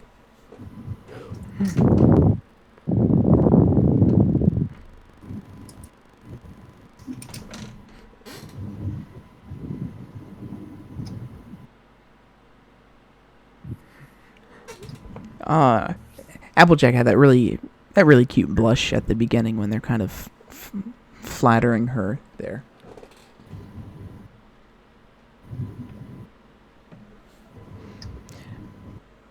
Pinkie, Applejack acting almost as shy as Fluttershy. And actually, they're at the beginning there. Also, when Pinkie says, "Hey, cousin," we're seeing a shot from inside of Pinkie Pie outside the door saying that. It has some really great backlighting on her there, in that one little scene there. Mr. Ben just posted the screenshot of it right there. Perfect timing. The lighting there is very good. Has that season 4 glow. That almost looks like movie quality there. The movies have a little bit more cartoony figures to them, but the lighting there is very similar to what we've seen from that. Also, Applejack saying "pie" was one of my highlights for the episode, when she's kind of questioning if what Pinkie's saying is actually true.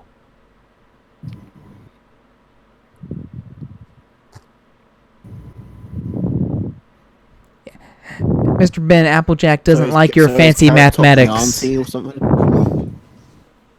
She doesn't like your fancy mathematics, Mr. Ben.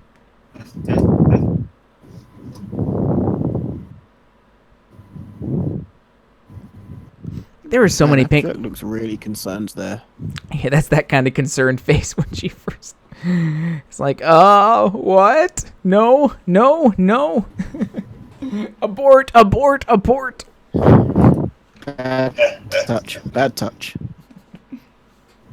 There were so many Pinkie faces. I didn't even want to write them all down, but there's a lot of very funny Pinkie Pie faces throughout this episode.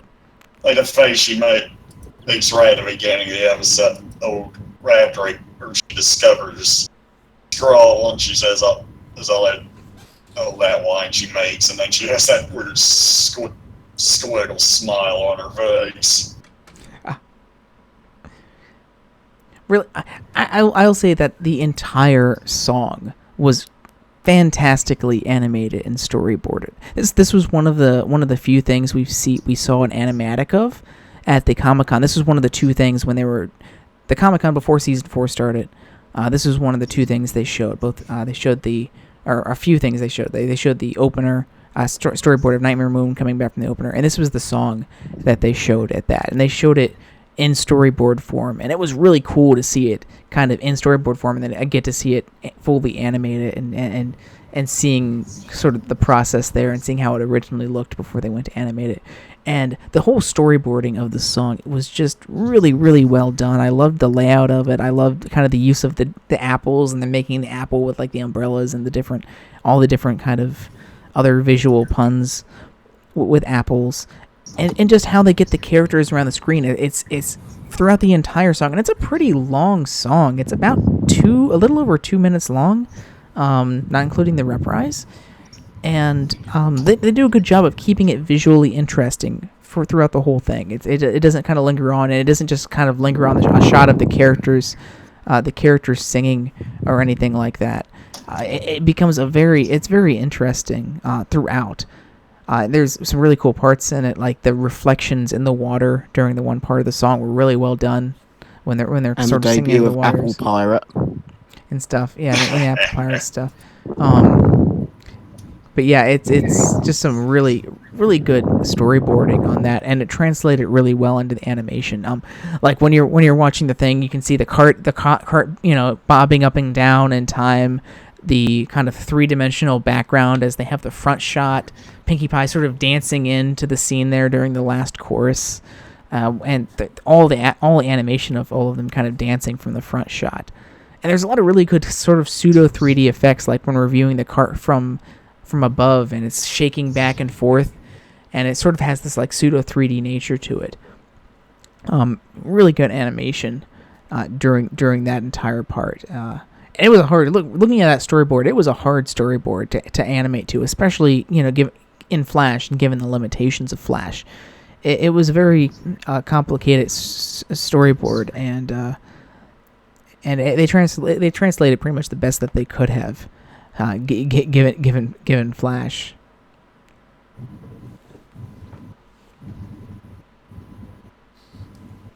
Applejack, how do you play banjo with no hands?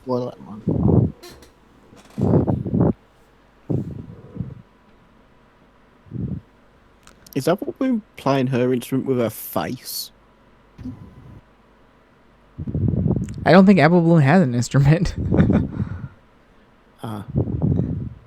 No, she doesn't. Oh, it looks like it with the way that it's tilted. I guess those colors next to her kind of look like a xylophone.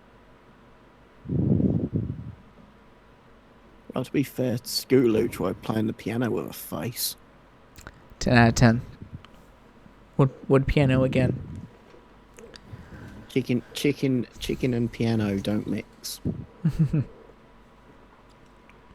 All of the photos that Pinkie Pie took were really fun, really good as well. As you're going, a couple of times she took the photos and we saw them directly after, or the ones that we saw in the scrapbook. They were all really fun.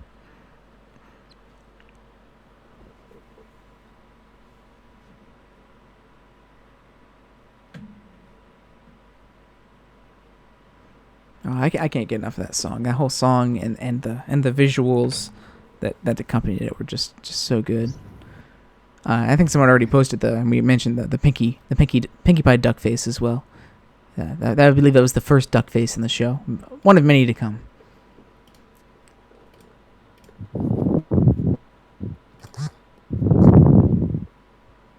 Should have renamed this show My Little Ducky.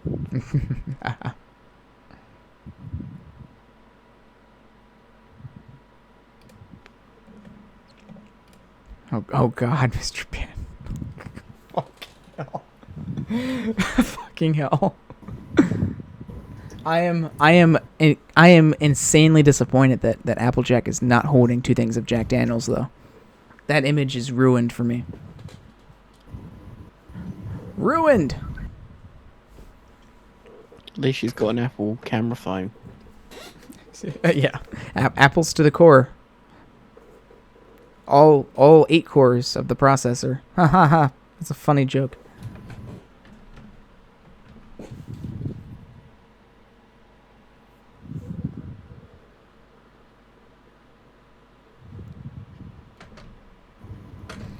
Let's see.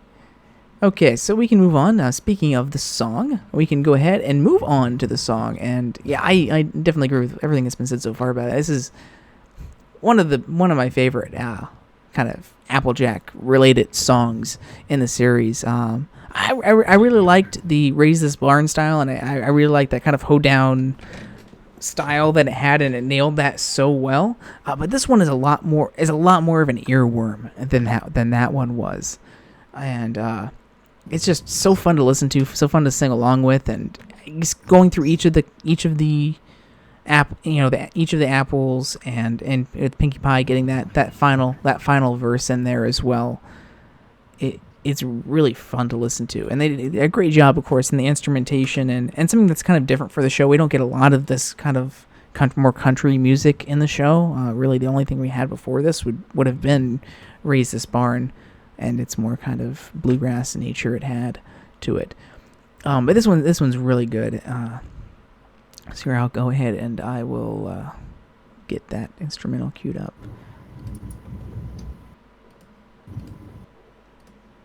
There we go. So yeah, here's that instrumental for it.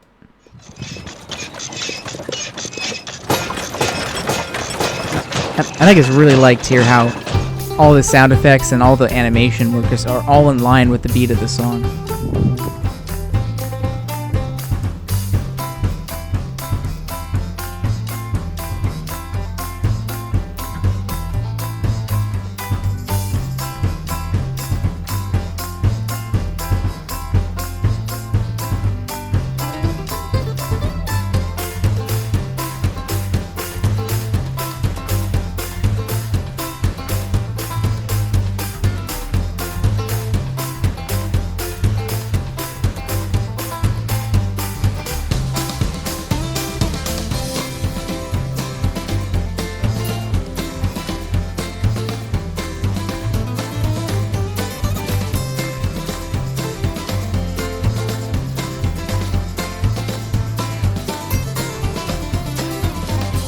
I love that banjo in the left channel there.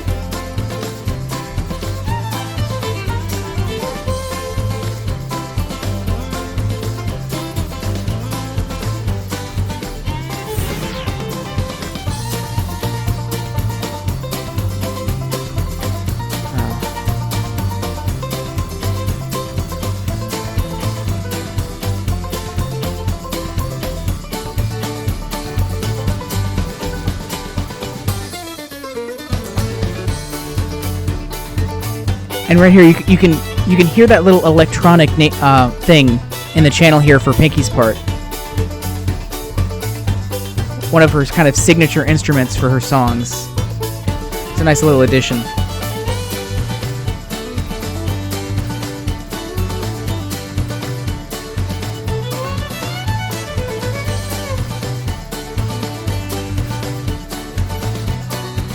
I'm really proud of my edit here.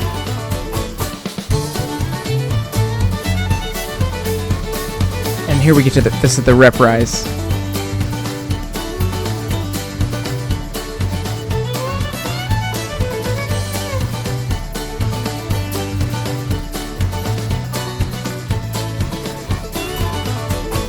Yeah, so that's Apples to the Core. I don't think they heard it. I think Discord just derped out there for me. Yeah, I think Discord derped out. But yeah, this.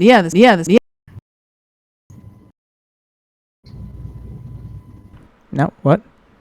Yeah, Discord is derping out right now for some reason. But yeah, that was Apples to the Core. I really love that song. I love the instrumentation in it. Like I said, I love when we get to Pinkie's part there. It has that little kind of electronic. I don't even know what to call it. Electronic part to it there that gets added in that we hear from a lot of other Pinkie Pie songs. So it's kind of a nice little tie-in for her verse there.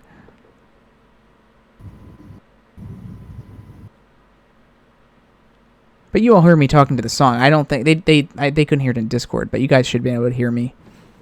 I didn't hear a damn thing. Yeah, I know you didn't, because this Discord derped out there, and it wasn't picking up the audio feed, but it was going to the stream. But yeah, it's such a great song, and very, very fun, very catchy one as well.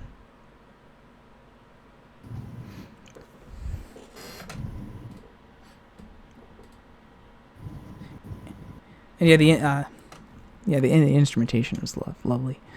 Okay, let me see if I can get this to work for the call so that you can all hear for the rest of the parts here. Okay, no, that's interesting. Disconnect from the call. Re-enter the call. No. Okay, I'll just have to exit Discord here. That's really weird that Discord does not want to pick this up. Maybe I can... Hold on, I can... let me restart this and disable that. Re-enable that. And... there we go. That's better. Now it works. So now we can get to the rest of the music here for that. So just like the song, the score followed suit there with all of the Apple with all the country themed music for the Apple family here. Let me go ahead and pull that up. Damn it.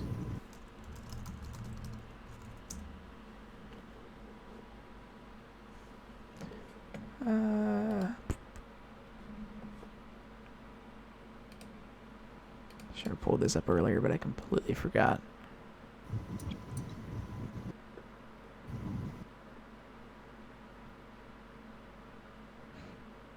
Yeah, I like it better without the out of sync clapping myself.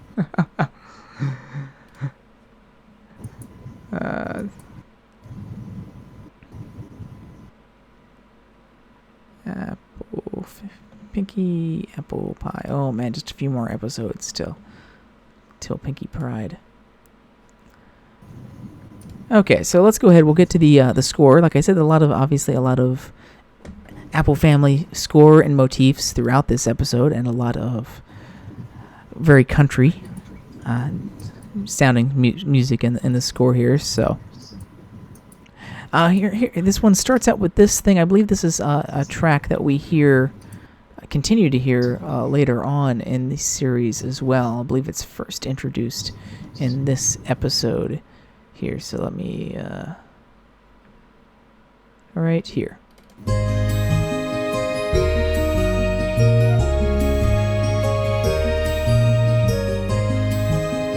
Yeah, that's...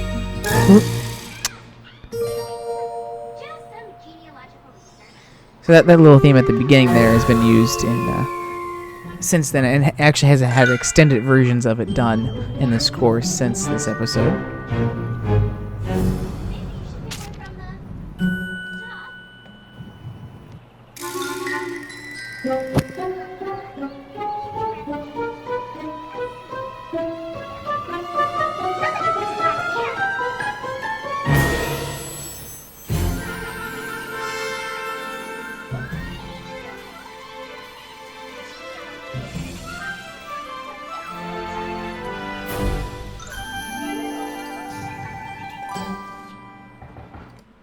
Let's see, and then we kind of get to the next track as we're being introduced in this episode to the Applejack and the Apple family. We, of course, begin to get some of their score here. So we start with one of Applejack's rodeo themes at the beginning here, followed by some additional banjo.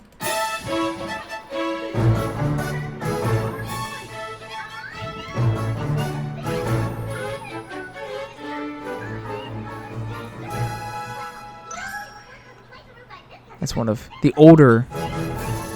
I guess going to finish there. It's one of the older motifs in the show there.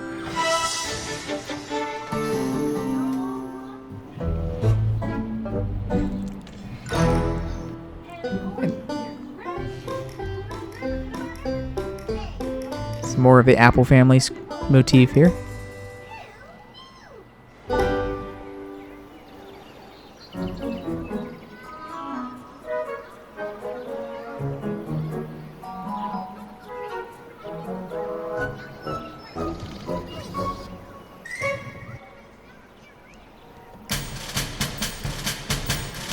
That little march at the end there for Pinkie and Apple Bloom as well. Let's see, this next one, I believe we have a little bit of the Minute's Rest theme in it, which first was used in Apple Family Reunion in Season 3, and has been used for the Apple Family a lot since then in the show, so you'll probably recognize it when we get there.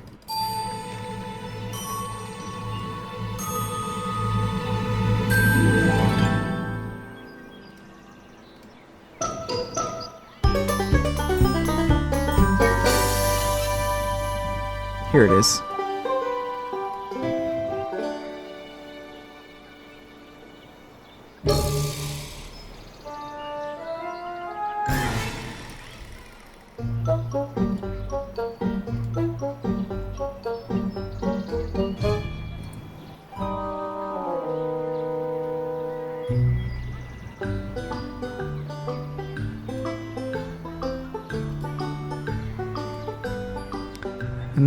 Another one of the Applejack themes there. Apple family themes. Let's see, this next one's really short and he's kind of drowned out by the sound of the waterfall, but has a really nice, funny sounding banjo part in it.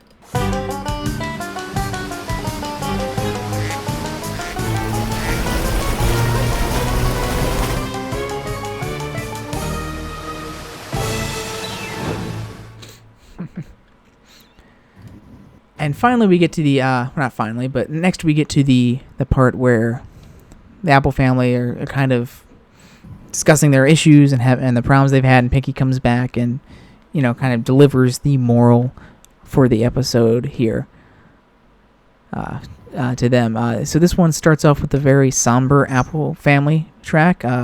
This one we heard also up first last season, an Apple family reunion where we had quite a few Apple family cues introduced in that episode, and this one was used at the very end of the episode, and the track ruined. Everything is ruined right after the barn is destroyed in that episode, and then this theme then drifts once Pinkie Pie. I believe this once Pinkie Pie starts kind of delivering her moral, we get the Apple's departing theme, also from Apple Family Reunion in that episode.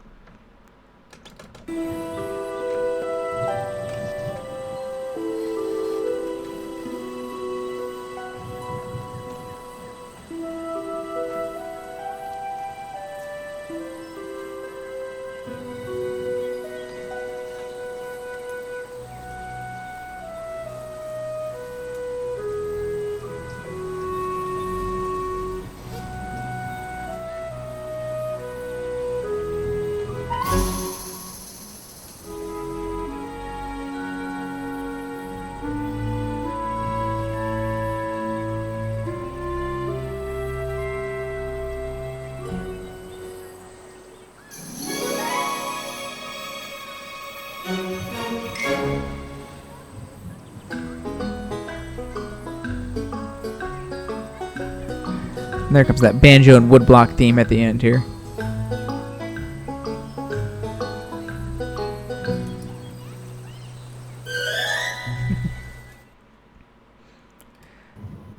So then next we have Goldie Delicious's cue here, her musical cue. It's this really fun kind of ragtime theme, and there's a lot of cat sounds, I believe, if I remember correctly. There's quite a few that are like all over the audio channels for this track, so they had to stay.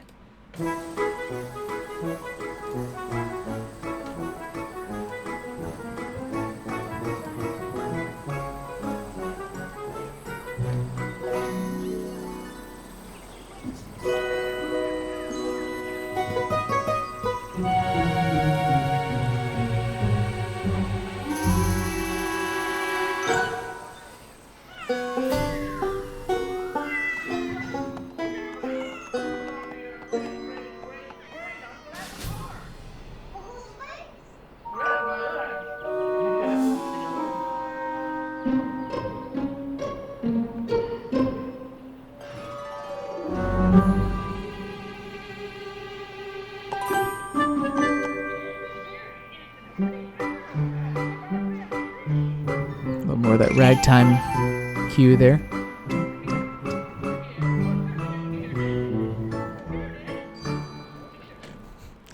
And now we take kind of a more emotional turn here as they're not able to kind of prove whether or not Pinkie's an apple, and we get a little emotional track here as Pinkie tries to cope with that. But then quickly changes tune as Applejack obviously comforts her and says, well, you're still an apple to the core for us.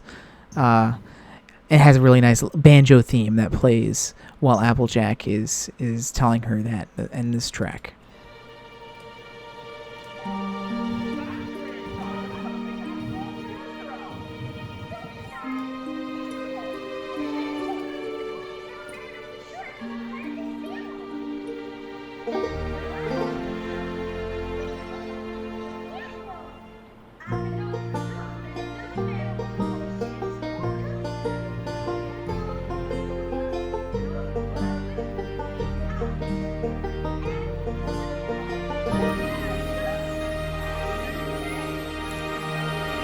And that banjo cue there, that little banjo part, has been used for Applejack episodes, and specifically the lesson part of Applejack episodes in future seasons.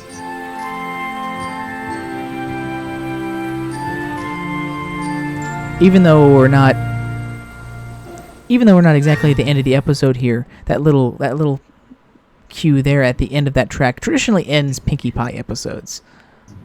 But we got one more track here, and this one is the ending theme after the song, when they're writing their journal entry after the reprise of the song. It begins again with the apples departing theme that we heard earlier in the episode.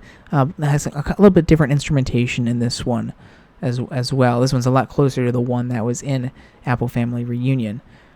We get a little rodeo theme again. I think one of the coolest things about this track, and we'll hear it at the end here, is this is one of the few times when we actually hear parts of a song in the episode score. Usually they're separate. As you know, Daniel Ingram writes the songs to the show, and that's traditionally done early in the process before the animation and even sometimes before the voice acting. Since they have to make the storyboards for the songs, so the songs have to be done before the storyboards are. But the score itself in episodes is one of the last things that's added very late in the process. So usually they're pretty separate. The only time that's really ever not the case in this show is for musical episodes, where Ingram and his team also handle the score for the episodes, since it's also tightly interwoven in a 22-minute episode and allows them to keep that music tight and for that more fast-paced nature of those episodes. But normally they're kept separate. But here it's really, I really love the ending score to this episode, because when we have the little iris out at the end of the episode, that little apple iris out, William Anderson uses a little bit of the Apples to the Core theme at the very end to end the episode off, and it turns out really wonderful, and it's such a great fit for the end of the episode, and a great fit for that little apple iris out here. So you'll hear that at the very end of this track.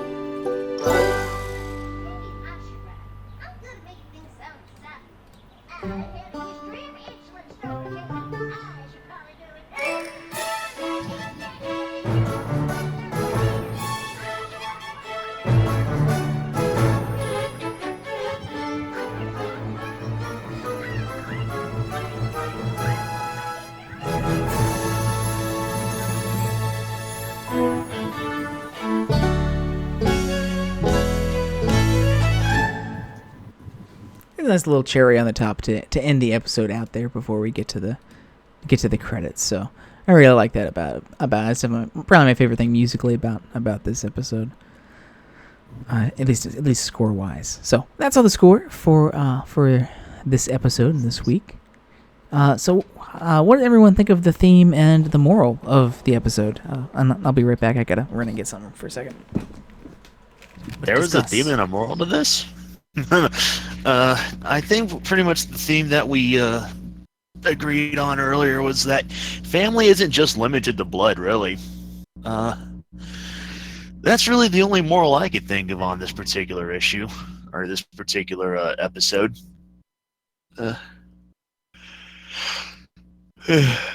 My standard one doesn't really seem to really hold water on this one. So.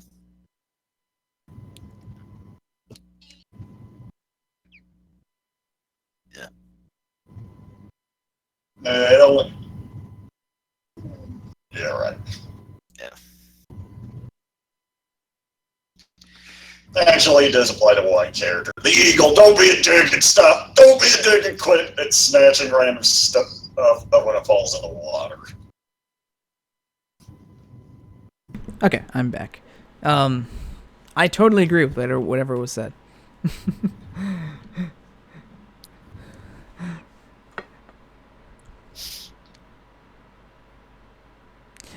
We pretty much already went over the moral.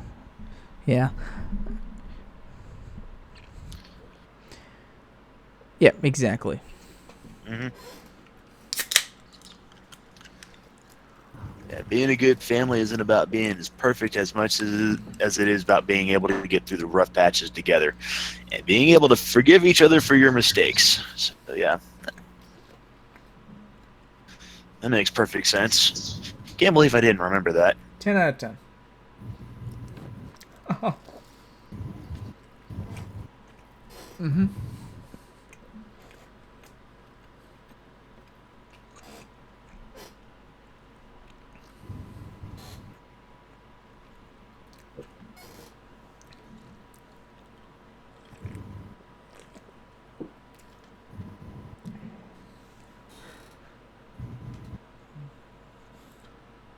Yeah, there was a couple different lessons in this. I mean, kind of say them directly at the end, but they're stated, or shown earlier in the episode as well, of course. It's a requirement. If your family doesn't drop into perfect synchronous song and dance, then you're not truly a family.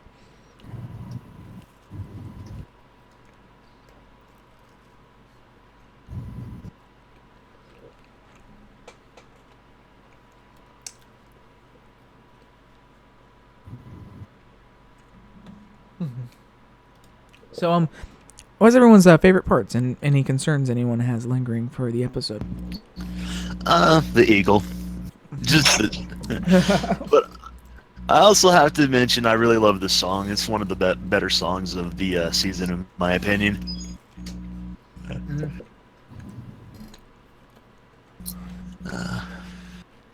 Yeah, I really like the moral of the episode.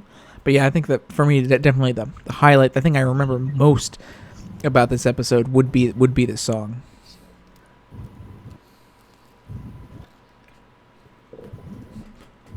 I didn't know the eagle delivered the moral along with Pinkie.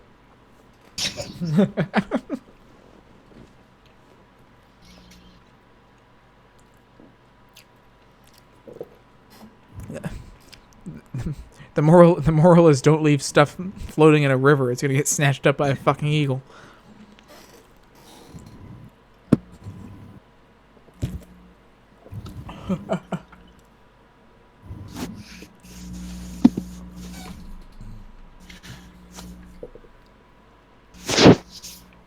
Yeah, definitely the song. I think most people can agree with this song.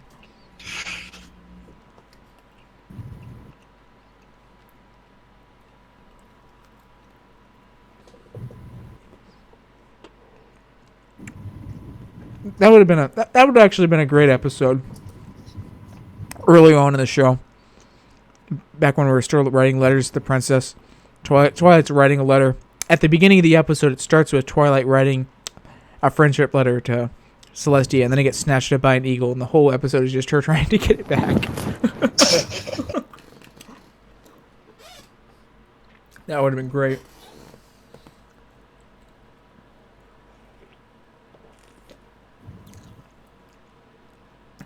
Or was an early episode of the show in Twilight Pinkie writing a friendship letter in Celestia at the very end of the episode. You'll smash it in that fucking lap.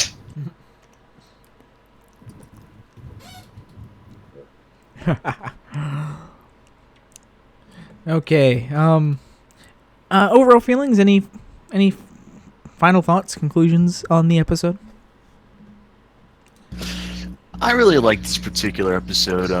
Again, I believe this is a decent first episode for Natasha Levenger. Mm-hmm.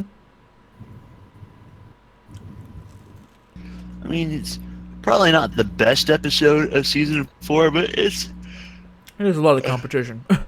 Yeah. It's not like it's season 3 with 13 episodes, Yeah. So. Yeah, I mean, it's a great start for her, and obviously, as we discussed, she's went on to write a lot of other really good episodes, particularly next season as well. In this season, she also wrote the one with the breezies in it, so we'll be getting to that one as well a little bit later.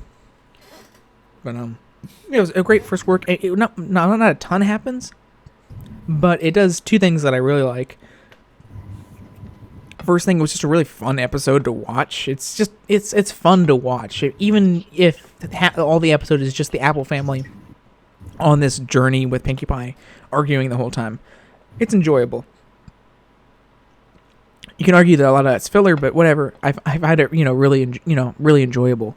And second, it does deliver that very strong moral, and more importantly, it builds character for the Apple family as a whole, as a unit, showing that, yeah, they do fight, they do bicker, they're not some perfect family or anything like that. But what makes them a good family isn't that they don't bicker at all. It's how they deal with that, how they move past that, how they forgive each other and come back and stay together as a family unit, which is a good message. It's a good positive message.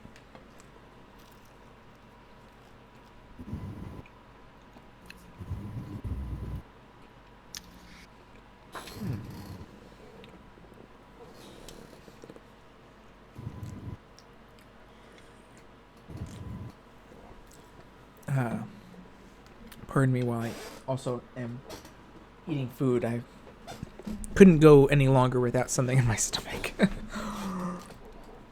I'm just trying not to fall asleep in my chair. I think Matt already did. At least he had the decency to mute his mic first. He didn't though. I guess he's having a very sound sleep this time. He's not snoring. Maybe, I don't know. Well, anyway, he almost made it through, so that's it. That's pretty much all we have to discuss here for Pinkie Apple Pie. Went a lot longer than I thought it would. There admittedly wasn't a ton to really talk about in this episode. Like I said, it was just kind of a fun episode with just a lot of fun antics and humor in it, but with a strong message in the end. So, but anyway, thank you so much for joining us this week for our Equine Episode Examination.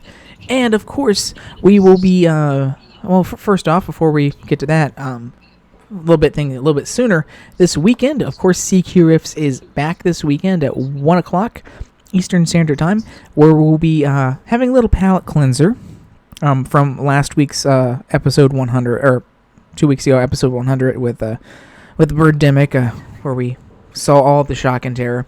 We're going to have a little palate cleanser with something that isn't horrible, isn't bad, but it is still, kind of enjoyable to kind of riff on and have fun, because, and all the memes and whatnot.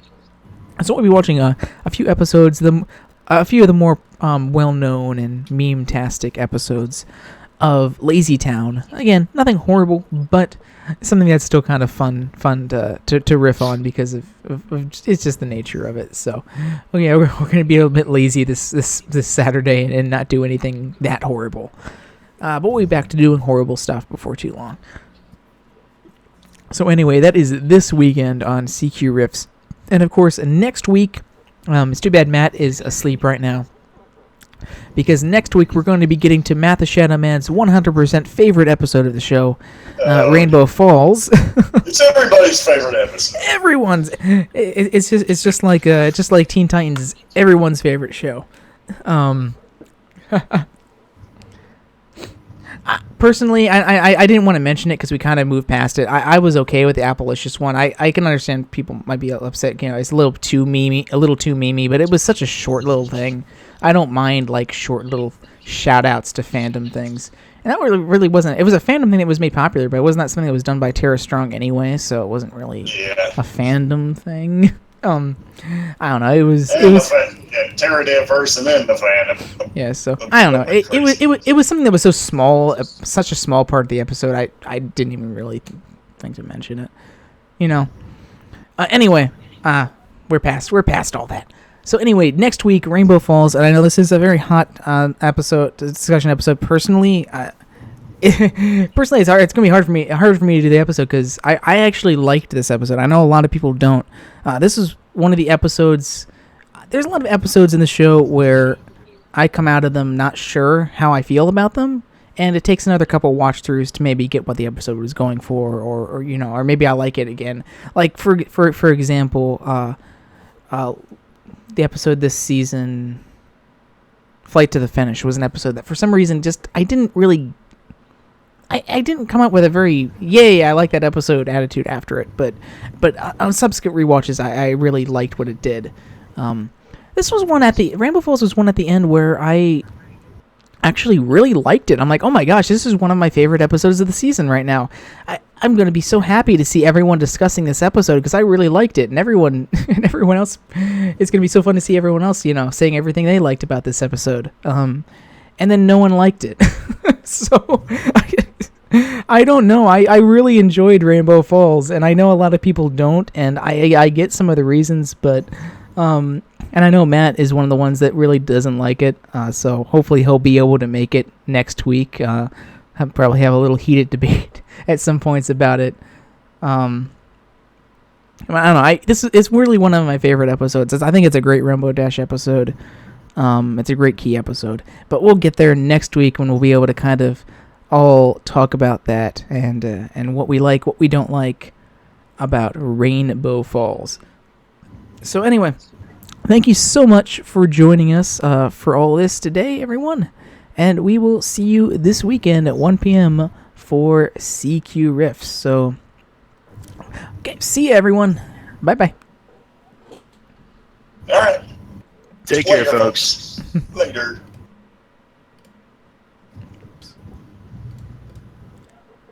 One more time since that didn't take. Bye-bye. See ya. Later, folks.